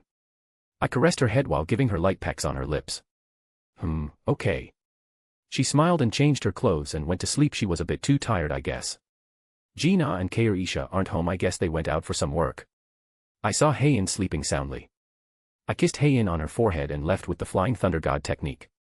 In an empty space, a red-haired man was sitting on his throne as he looked at the handsome blonde-haired man who was kneeling in front of him. So you are saying that you are the only monarch left alive and the rest died by the hands of that anomaly? The red-haired man asked with a little amusement in his voice. Why, yes. The blonde-haired man said as he stuttered a bit as he answered. Okay, then you can go back and don't do anything stupid. The red-haired man said as he didn't show any emotion about the death of his companions. The blonde-haired man shook his head and went away. Interesting, this time the world has changed a lot, but it doesn't matter to me. All I want is destruction, nothing else matters to me. No matter what his purpose was, my sole purpose is destruction. The red-haired man talked to himself and then closed his eyes. Chapter 52, Comforting Kane. Some distance away from the Shinjuku gate on one of the high-rise building, a tall and muscular man with brown hair was looking through his binoculars towards the hunters that were gathered in front of the gate. Peter, see if the camera can record from here. How is the quality of the footage? The man asked his partner, who was setting up the camera to face the gate and adjust the final settings. Yup, the quality is as good it can be. So Danielle, was it necessary to take this assignment? I mean, we are near an S-rank gate, anything can happen, you know. Peter said as he tied his long blonde hair with a hair tie. You don't look so nervous yourself. Well, it wasn't necessary. It is my dream to film an S-rank gate, and we don't have to worry. There are 2 national rank hunters here and one who is said to have the power of a national rank hunter. Danielle said as he lit a cigarette and took a puff. Well, they are just here to watch the one who is rumored to be on par with them, and I seriously doubt he isn't. I mean, he single-handedly wiped out the monsters on Jeju Island while saving other hunters as well. And stop smoking, you bastard, didn't you quit smoking? Peter shouted at his companion. Well, it won't hurt to have one today, Danielle said with a smile, and Peter shook his head. Then they looked towards the gate that cast a shadow over them. The dungeon break will happen today. I thought as I looked at the gate, and then looked at Kane beside me, who with her hair in pigtails and was dressed in a loose dark pink jacket that showed her midriff, black armored boots, and black baggy pants, with 2 katanas hanging from the left side of her waist. You aren't feeling nervous? I asked her curiously, as she is more composed than before. I am not feeling nervous because you are here, she said with a smile. I shook my head as I laughed. There she goes again, she has been teasing me the whole morning. Guess it is her way to deal with the nervousness. Aren't you worried? She asked me. About what? I didn't know what she was talking about. Seriously, how can you be so nonchalant about 2 national rank hunters coming here to evaluate you? She shouted angrily. Oh, you are talking about that. Why are you so worried about that? I said while waving my hand to calm her down. Sigh asterisk, I wish I can be as carefree as you are, she sighed heavily. I chuckled at her reaction as I saw all the fighter class S-rank hunters gather behind us, and then there were magician and healer class hunters. Then behind them, there was the army that was stationed with tanks and heavy artillery. I seriously don't understand why they are here. Do they want to add to the casualties that badly, or is the government stupid enough to believe that this is going to work on the monsters that will be coming out of an S-rank gate? I shook my head as I looked at the place from where I can feel 2 stairs and saw Liu Jigang and Thomas Andre. They are national rank hunters. Both of them arrived in Tokyo this morning, the reason being they wanted to see me in action with their own eyes. I didn't mind it. I haven't met them as I was busy looking at the preparations for the raid. And now I am standing about 1 kilometer away from the gate wearing the same outfit I have worn during the Jeju Island raid. I yawned as I have been standing here for an hour now. I heard an exasperated sigh from Kane again, who was fed up with my laid-back attitude by now. I sat down on the ground cross-legged and propped my head in my right hand as I looked at the gate. Take this seriously, you bastard, Kane shouted at me, and I laughed while looking at her. Is it all right for you to be here? Isn't there an S-rank gate in Maryland State? A man with long black hair while wearing a brown business suit looked at the person sitting near him. It is all right, I am here only to watch, and it isn't like that gate is going to open today. There is still plenty of time left. So don't worry about it, Jigang. A large man with blonde hair in a Hawaiian shirt and shorts said. What do you think of him, Thomas? Jigang asked Thomas, who was sitting down on a sofa with a wine glass in his hand. I like his attitude, but I can't assess his powers. It is a first for me, Thomas said as he grinned. That is true, it is like he is a normal human that you can lose if you don't focus on him. I am curious about his real powers, as I haven't seen anyone who can hide their aura to this extent, Jigang said as he sat down while looking at Haru, who was talking to one of the Japanese hunters. At first I wanted to ask him why he attacked my guild member, but after seeing him I am curious about his powers, and I think we will know about it soon, Thomas said as he gulped down the glass of wine and asked for a refill. You shouldn't drink so much. What if you have to step in for the raid? Laura, who was here with Thomas, said. Thomas burst into laughter, which confused Laura as she asked. Why are you laughing? It's because your question is funny. I'll have to step in. That isn't going to happen. That guy is powerful, so it won't come to that, Thomas said as he drank wine again. But you said that you can't assess his powers, right? Laura asked. We only said we can't be accurate, but we never said that he is weaker than us. This is going to be an interesting show, and I am sure the Emperor isn't going to disappoint us, Thomas said with a wide grin as he was looking at Haru. And Jigang nodded his head in approval. Laura was shocked to see 2 national rank hunters acknowledge Haru, and for Thomas to call someone by their epithet shows that he is taking this seriously. She then looked towards Haru and looked forward to what he will do, only to see him sit down cross-legged on the ground lazily. Ha ha ha ha, I like him more and more. This caused Thomas to burst into laughter and G-Gang also laughed a bit. While Laura was stunned as she shook her head and looked at Thomas and G-Gang. Every strong hunter has their quirks, I guess. The live feed of the raid was being broadcasted and everyone in Asia was in front of their T.V or computer to watch it live. The internet was as lively as ever because of Haru's presence via his photos and videos. The Japanese fangirls were going crazy about his appearance and equipment like they did last time. His equipment was like samurai armor with no protection on the back, and a katana with his long hair gave him a charm that wasn't something other men in Japan or Asia had. And samurais are pretty famous in Japan even in modern times because of the quality of period drama that Japan produces. Girls here like a strong man with a knightly appearance, which is rare in Japan because of the herd mentality the men here have. So Haru's popularity here was justified. Haru-sama is looking so hot in that armor. It suits him so well, I feel like I am seeing a real samurai. His appearance is even better than those in the drama. You can't compare real with fake.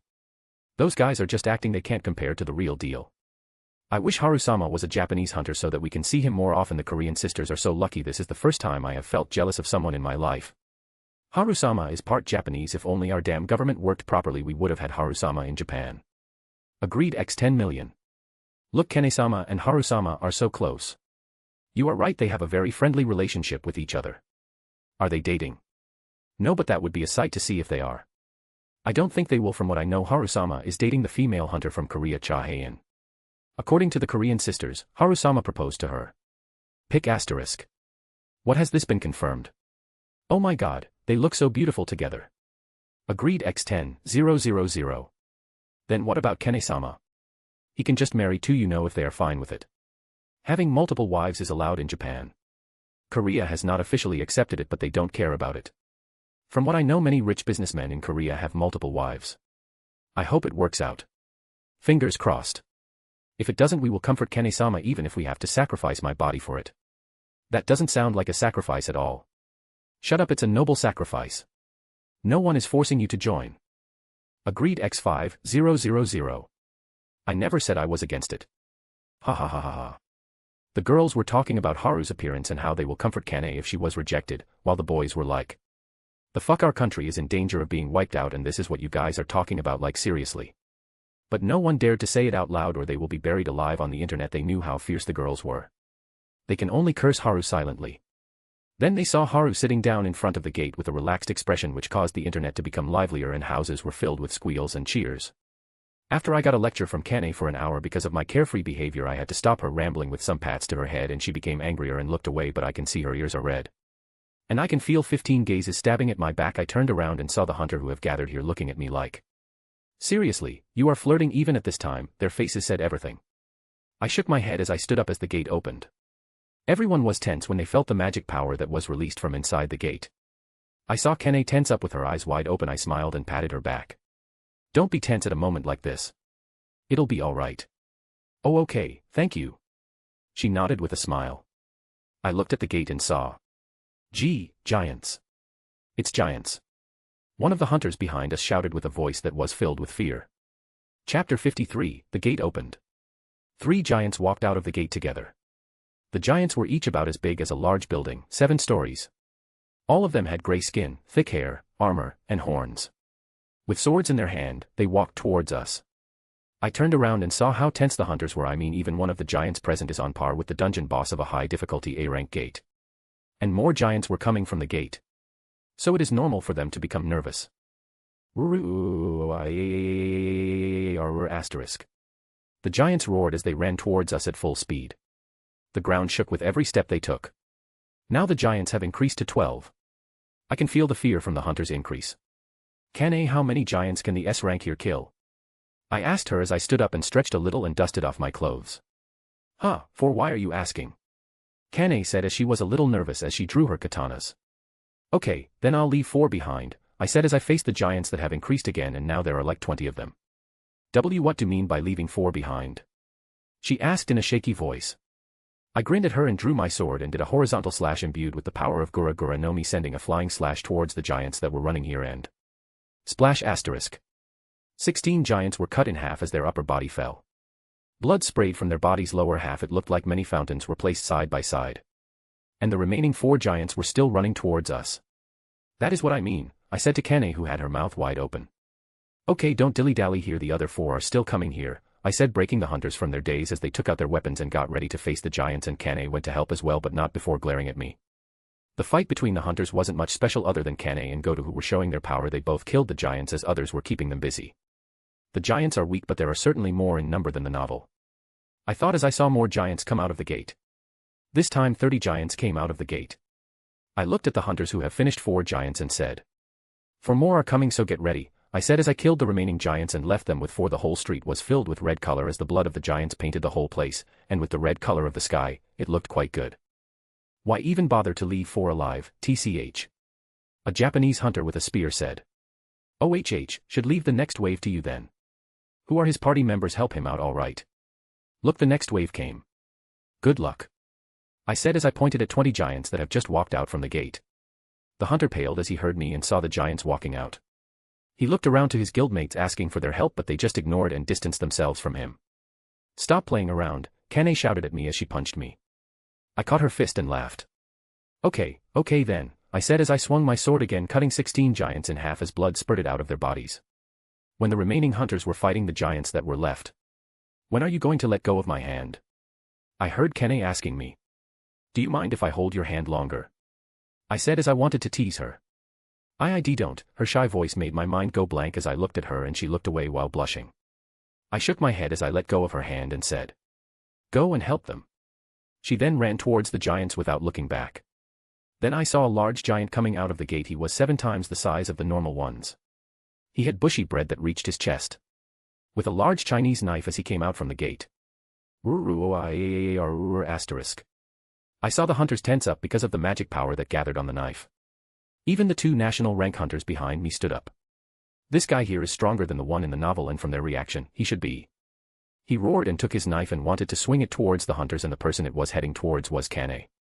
"Call all the hunters back and contact the Japanese government to get all the support they can get," Thomas said to Laura as he stood up. And Ji-gang stood up as well. Laura was confused as she didn't understand what was going on. "Okay, I'll do it immediately." She took her phone and started calling the Japanese Prime Minister's office. "We have to go out and stall it so that everyone else can fall back," Ji-gang said to Thomas, who nodded. Then they saw the giant was about to swing his sword. And they saw the Japanese hunters were petrified. "Shit, we have to go quickly." Just as Thomas and Ji-gang were about to rush out, they saw something unbelievable. His arm. "That guy cut it off," Ji-gang said in disbelief. Ha ha ha ha, this is surely a surprise," and he knocked out those giants that were about to attack those hunters as well. Thomas was stunned at first when he saw the giant's arm that was holding the knife was cut off and flew in the air. "So should we go?" Ji-gang was confused because he wanted to fight a monster of that level again, but he also wanted to watch the fight between Haru and the magical beast. "I won't go, I think he will be okay. I thought he would be strong, but not to this extent," Thomas said as he sat down again while drinking his wine. "This is unexpected, a monster that would need all 7 of US national rank hunters, and he is fighting it alone. Here I thought of having a duel with him." Ji-gang shook his head with a smile. "You are still the same." Thomas laughed as he continued to drink. What did you mean you would need all 7 national rank hunters? Doesn't that mean?" Laura said while stuttering. "Yes, that giant in front of us is on the level of the beast Kamish. I just hope the Japanese government thanks him nicely, or without him, I don't want to imagine what would happen to Japan," Thomas said as he shook his head with a grim look. Laura was too shocked to say anything, and she could only relay the information to the Prime Minister's office. I swung my katana in a vertical swing, cutting the arm of the giant and some 2 buildings behind it. I was able to stop it before it could attack Kane. And all the hunters retreated from the area. The giant regenerated his arm again and picked up his knife and looked at me. "Kane, leave the area with other hunters," I said to Kane, who had just recovered from her shock. But I wadash, she was about to say something, but I cut her off. "Listen to me. Go back." I looked at her and she nodded reluctantly and retreated. I looked back at the giant who was swinging his knife towards me. And if I dodged, it would hit those hunters who are retreating, so I just swung my katana in a wide horizontal arc and used a mission as a strong slash of hockey cut the knife and the arm that was holding it. Well, they sat down again. Do they want to enjoy the show or something? I don't have enough time for this. I laughed and jumped, then punched the giant on his chin and knocked him 500 meters in the air, then raised my katana above my head as I swung it towards the giant with House Hoku Haki imbued in my katana. The slash flew towards the Gant, cutting him half as his body and the clouds in the sky were split into 2 sides and divided the sky. I guess I went a bit overboard, but it's all good. I have killed a magical beast that can be on Kamish level, and I did it alone. The last time I killed the monarchs and ant king there wasn't any national rank hunter present so they couldn't get the estimated strength of the beasts, but this time it is different. I thought as I looked at the gate for about 10 minutes and there was no monster coming out, so the only one remaining is Legia, who has been sealed by the rulers. Okay, get to the mining team to mine the mana stones. There won't be any more monsters coming out, only the boss is left now, I said to go to. That thing wasn't the boss, he asked while sweating profusely. If it was, the gate would have disappeared. I shook my head and said, I'll go ahead and check on the boss room first, so you can wait first, then send the mining team inside. After they are done we will have a rest and then attack the boss room, I said while looking at everyone. As they nodded, I went towards the gate to check on the room where Legia was sealed. I'll come with you, Haru. I heard Kane and looked at her. Okay, then follow me, I nodded with a smile as she followed behind me. We entered the gate and appeared in a large hallway that went straight for about 50 kilometers, and there was a door at the end of the hallway. Well, there isn't much to see here, it is just a straight route here, I said, and then felt her hug me from behind. What happened to Y-? I wanted to ask her, but just shut up and don't move, she said as her hands that were holding my waist were trembling. Okay, but don't you think this is the other way around? I said as I put my hand on her hands to calm her down. Don't mind the small stuff, she said as she hugged me tightly. I shook my head as I stopped moving and she rested her head on my back. Chapter 54, National Rank Hunter. After 10 minutes Kane stepped away. So you've calmed down now? I asked her as I turned around and looked at her. Yes, she said with her back facing me. I couldn't help but chuckle. Weren't you so brave just now? What happened to your bravado? I asked her. You bastard. Shut you p. She turned around and shouted with a red face as she threw a punch on my face while I dodged it. Okay, no need to be this angry, your face is all red, I said, and she stopped and turned around again as she covered her face. Seriously, tomboyish girls are the cutest. I nodded as I have learned some truth about the universe. Then we checked the whole place for traps and hidden rooms, but we didn't find anything. But Kane hasn't been talking to me. But this place has been awfully quiet. I thought as I exited the gate there were a lot of mana stones here, so the mining team doesn't have to worry as the stones are near the entrance. Okay, then let's go back and tell the mining team to work, I said to Kane, who ignored me again and walked towards the gate. I just shook my head as I followed her out. We reached the place where the mining team was and told them to go inside without worrying. The hunters outside have finished cleaning up the corpses of the giants and they were currently resting for the boss battle. Yo, can you spare some time? I heard a loud voice from my left and saw a huge man with blonde hair wearing a Hawaiian shirt and shorts. And a handsome man with long black hair tied in a ponytail. Sure, I said while looking at them, and then we went towards the room they were previously in. I sat down and took the glass of wine that was given to me by the beautiful blonde-haired woman who was standing inside. I placed it on the table and looked at them. Nice to meet you, Hunter Tsujikuni. My name is Lu Jigang. You can call me Jigang, the man with long black hair said. I nodded at him and looked at the blonde-haired man, who said, My name is Thomas Andre. I am the guild master of Scavenger Guild. Just call me Thomas, he said as he grinned. My name is Laura and I am the guild secretary of Scavenger Guild. A pleasure to meet you, the beautiful blonde-haired woman who is wearing a business suit said as she bowed. Nice to meet you both. My name is Tsujikuni Haru. You can me Haru, I said with a smile. So what did you want to talk about? I asked them. It was about the monster you just defeated. Do you know the level of that monster? Thomas asked as his face became serious.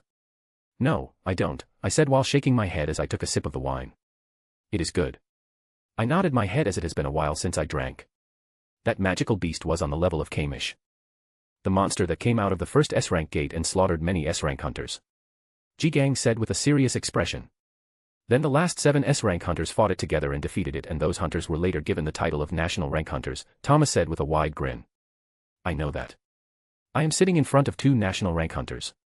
So why are you telling me this? I asked. Because the world is going to welcome the 8th National Rank Hunter, Thomas said with a smile, and Jigang nodded.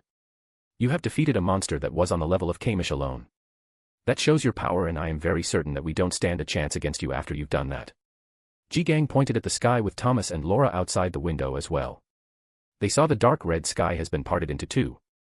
Damn, I didn't see it before, Thomas shouted with excitement, and Laura had her mouth hanging open. Well, what is bugging me about this dungeon is that there is still the boss monster left.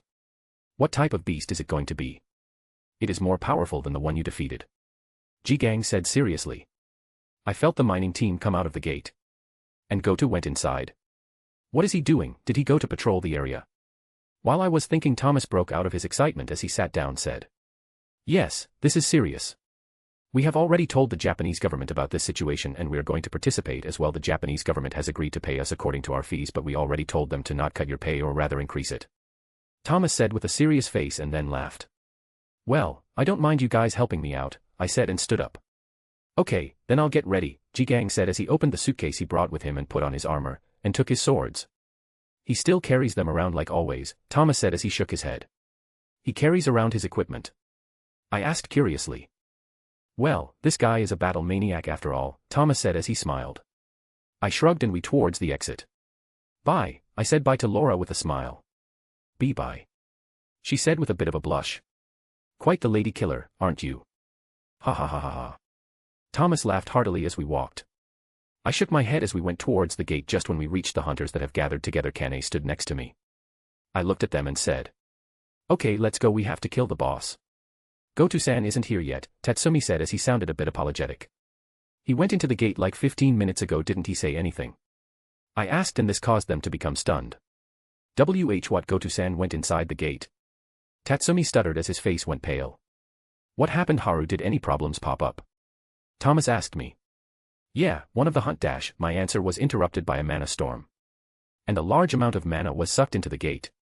The mana was moving in such a ginormous amount that it affected the surroundings and the hunters all felt like they were standing in a hurricane as they would fly off at any time. I hugged Kane, who was standing next to me, shielding her from the strong mana waves that were coming.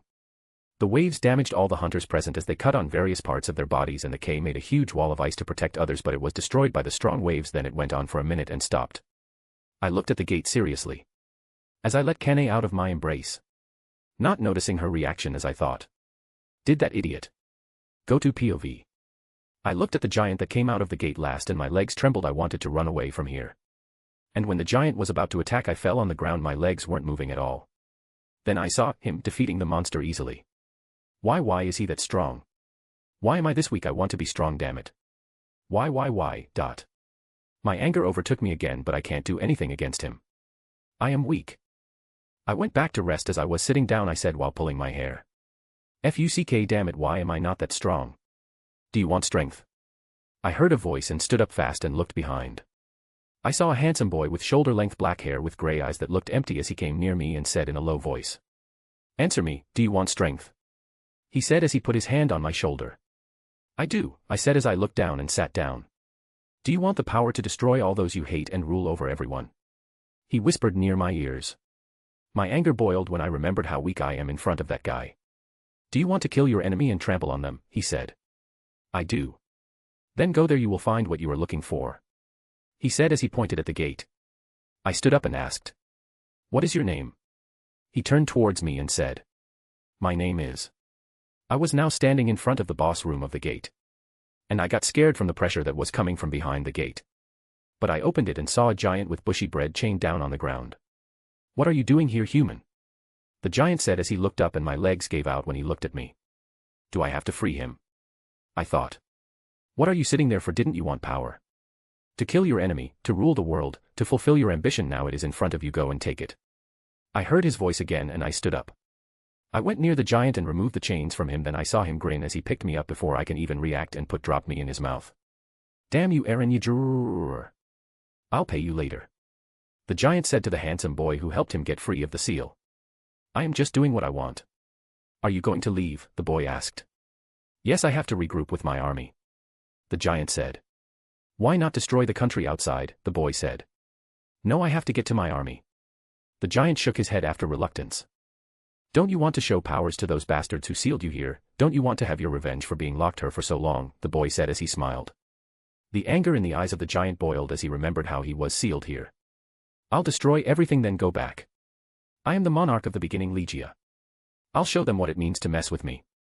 The giant shouted. The boy vanished from the place as if he was never there. The giant grinned and went towards the gate.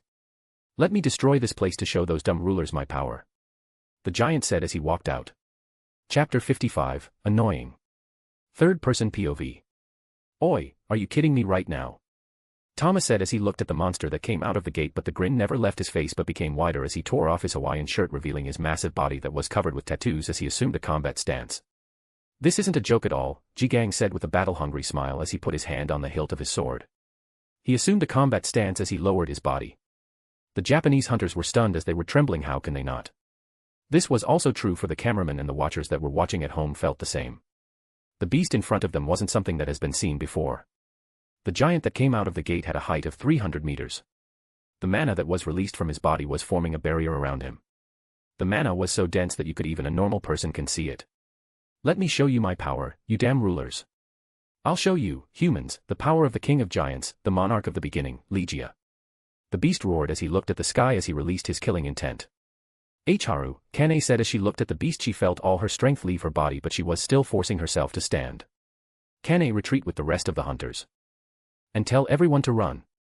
Haru said to Kane, and she nodded. She was hard-headed but not stupid.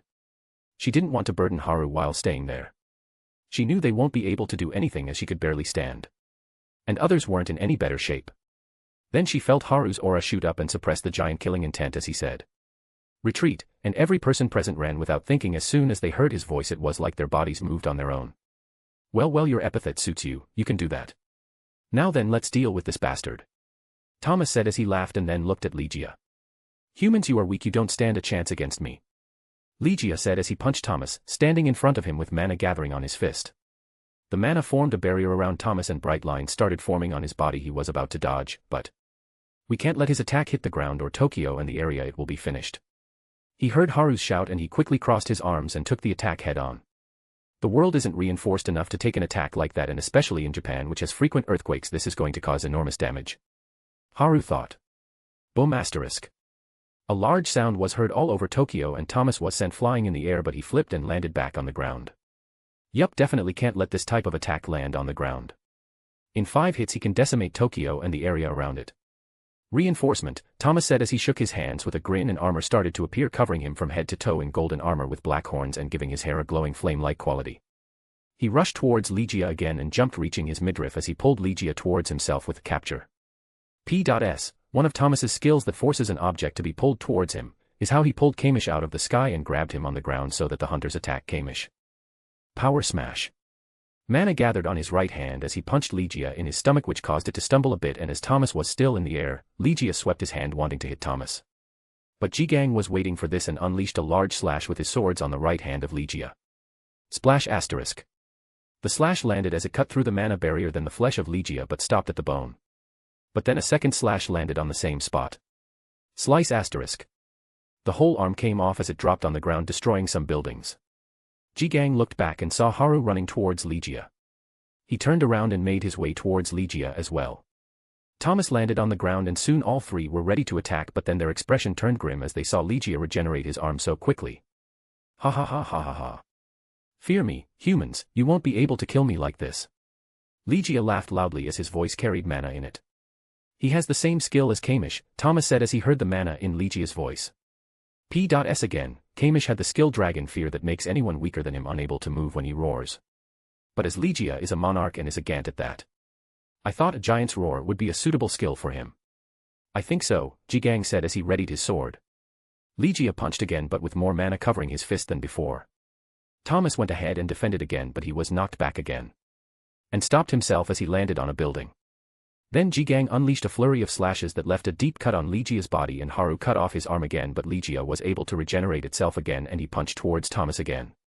Sonic smash, Legia shouted loudly as his punch landed on Thomas and punched him into the ground. Boom asterisk.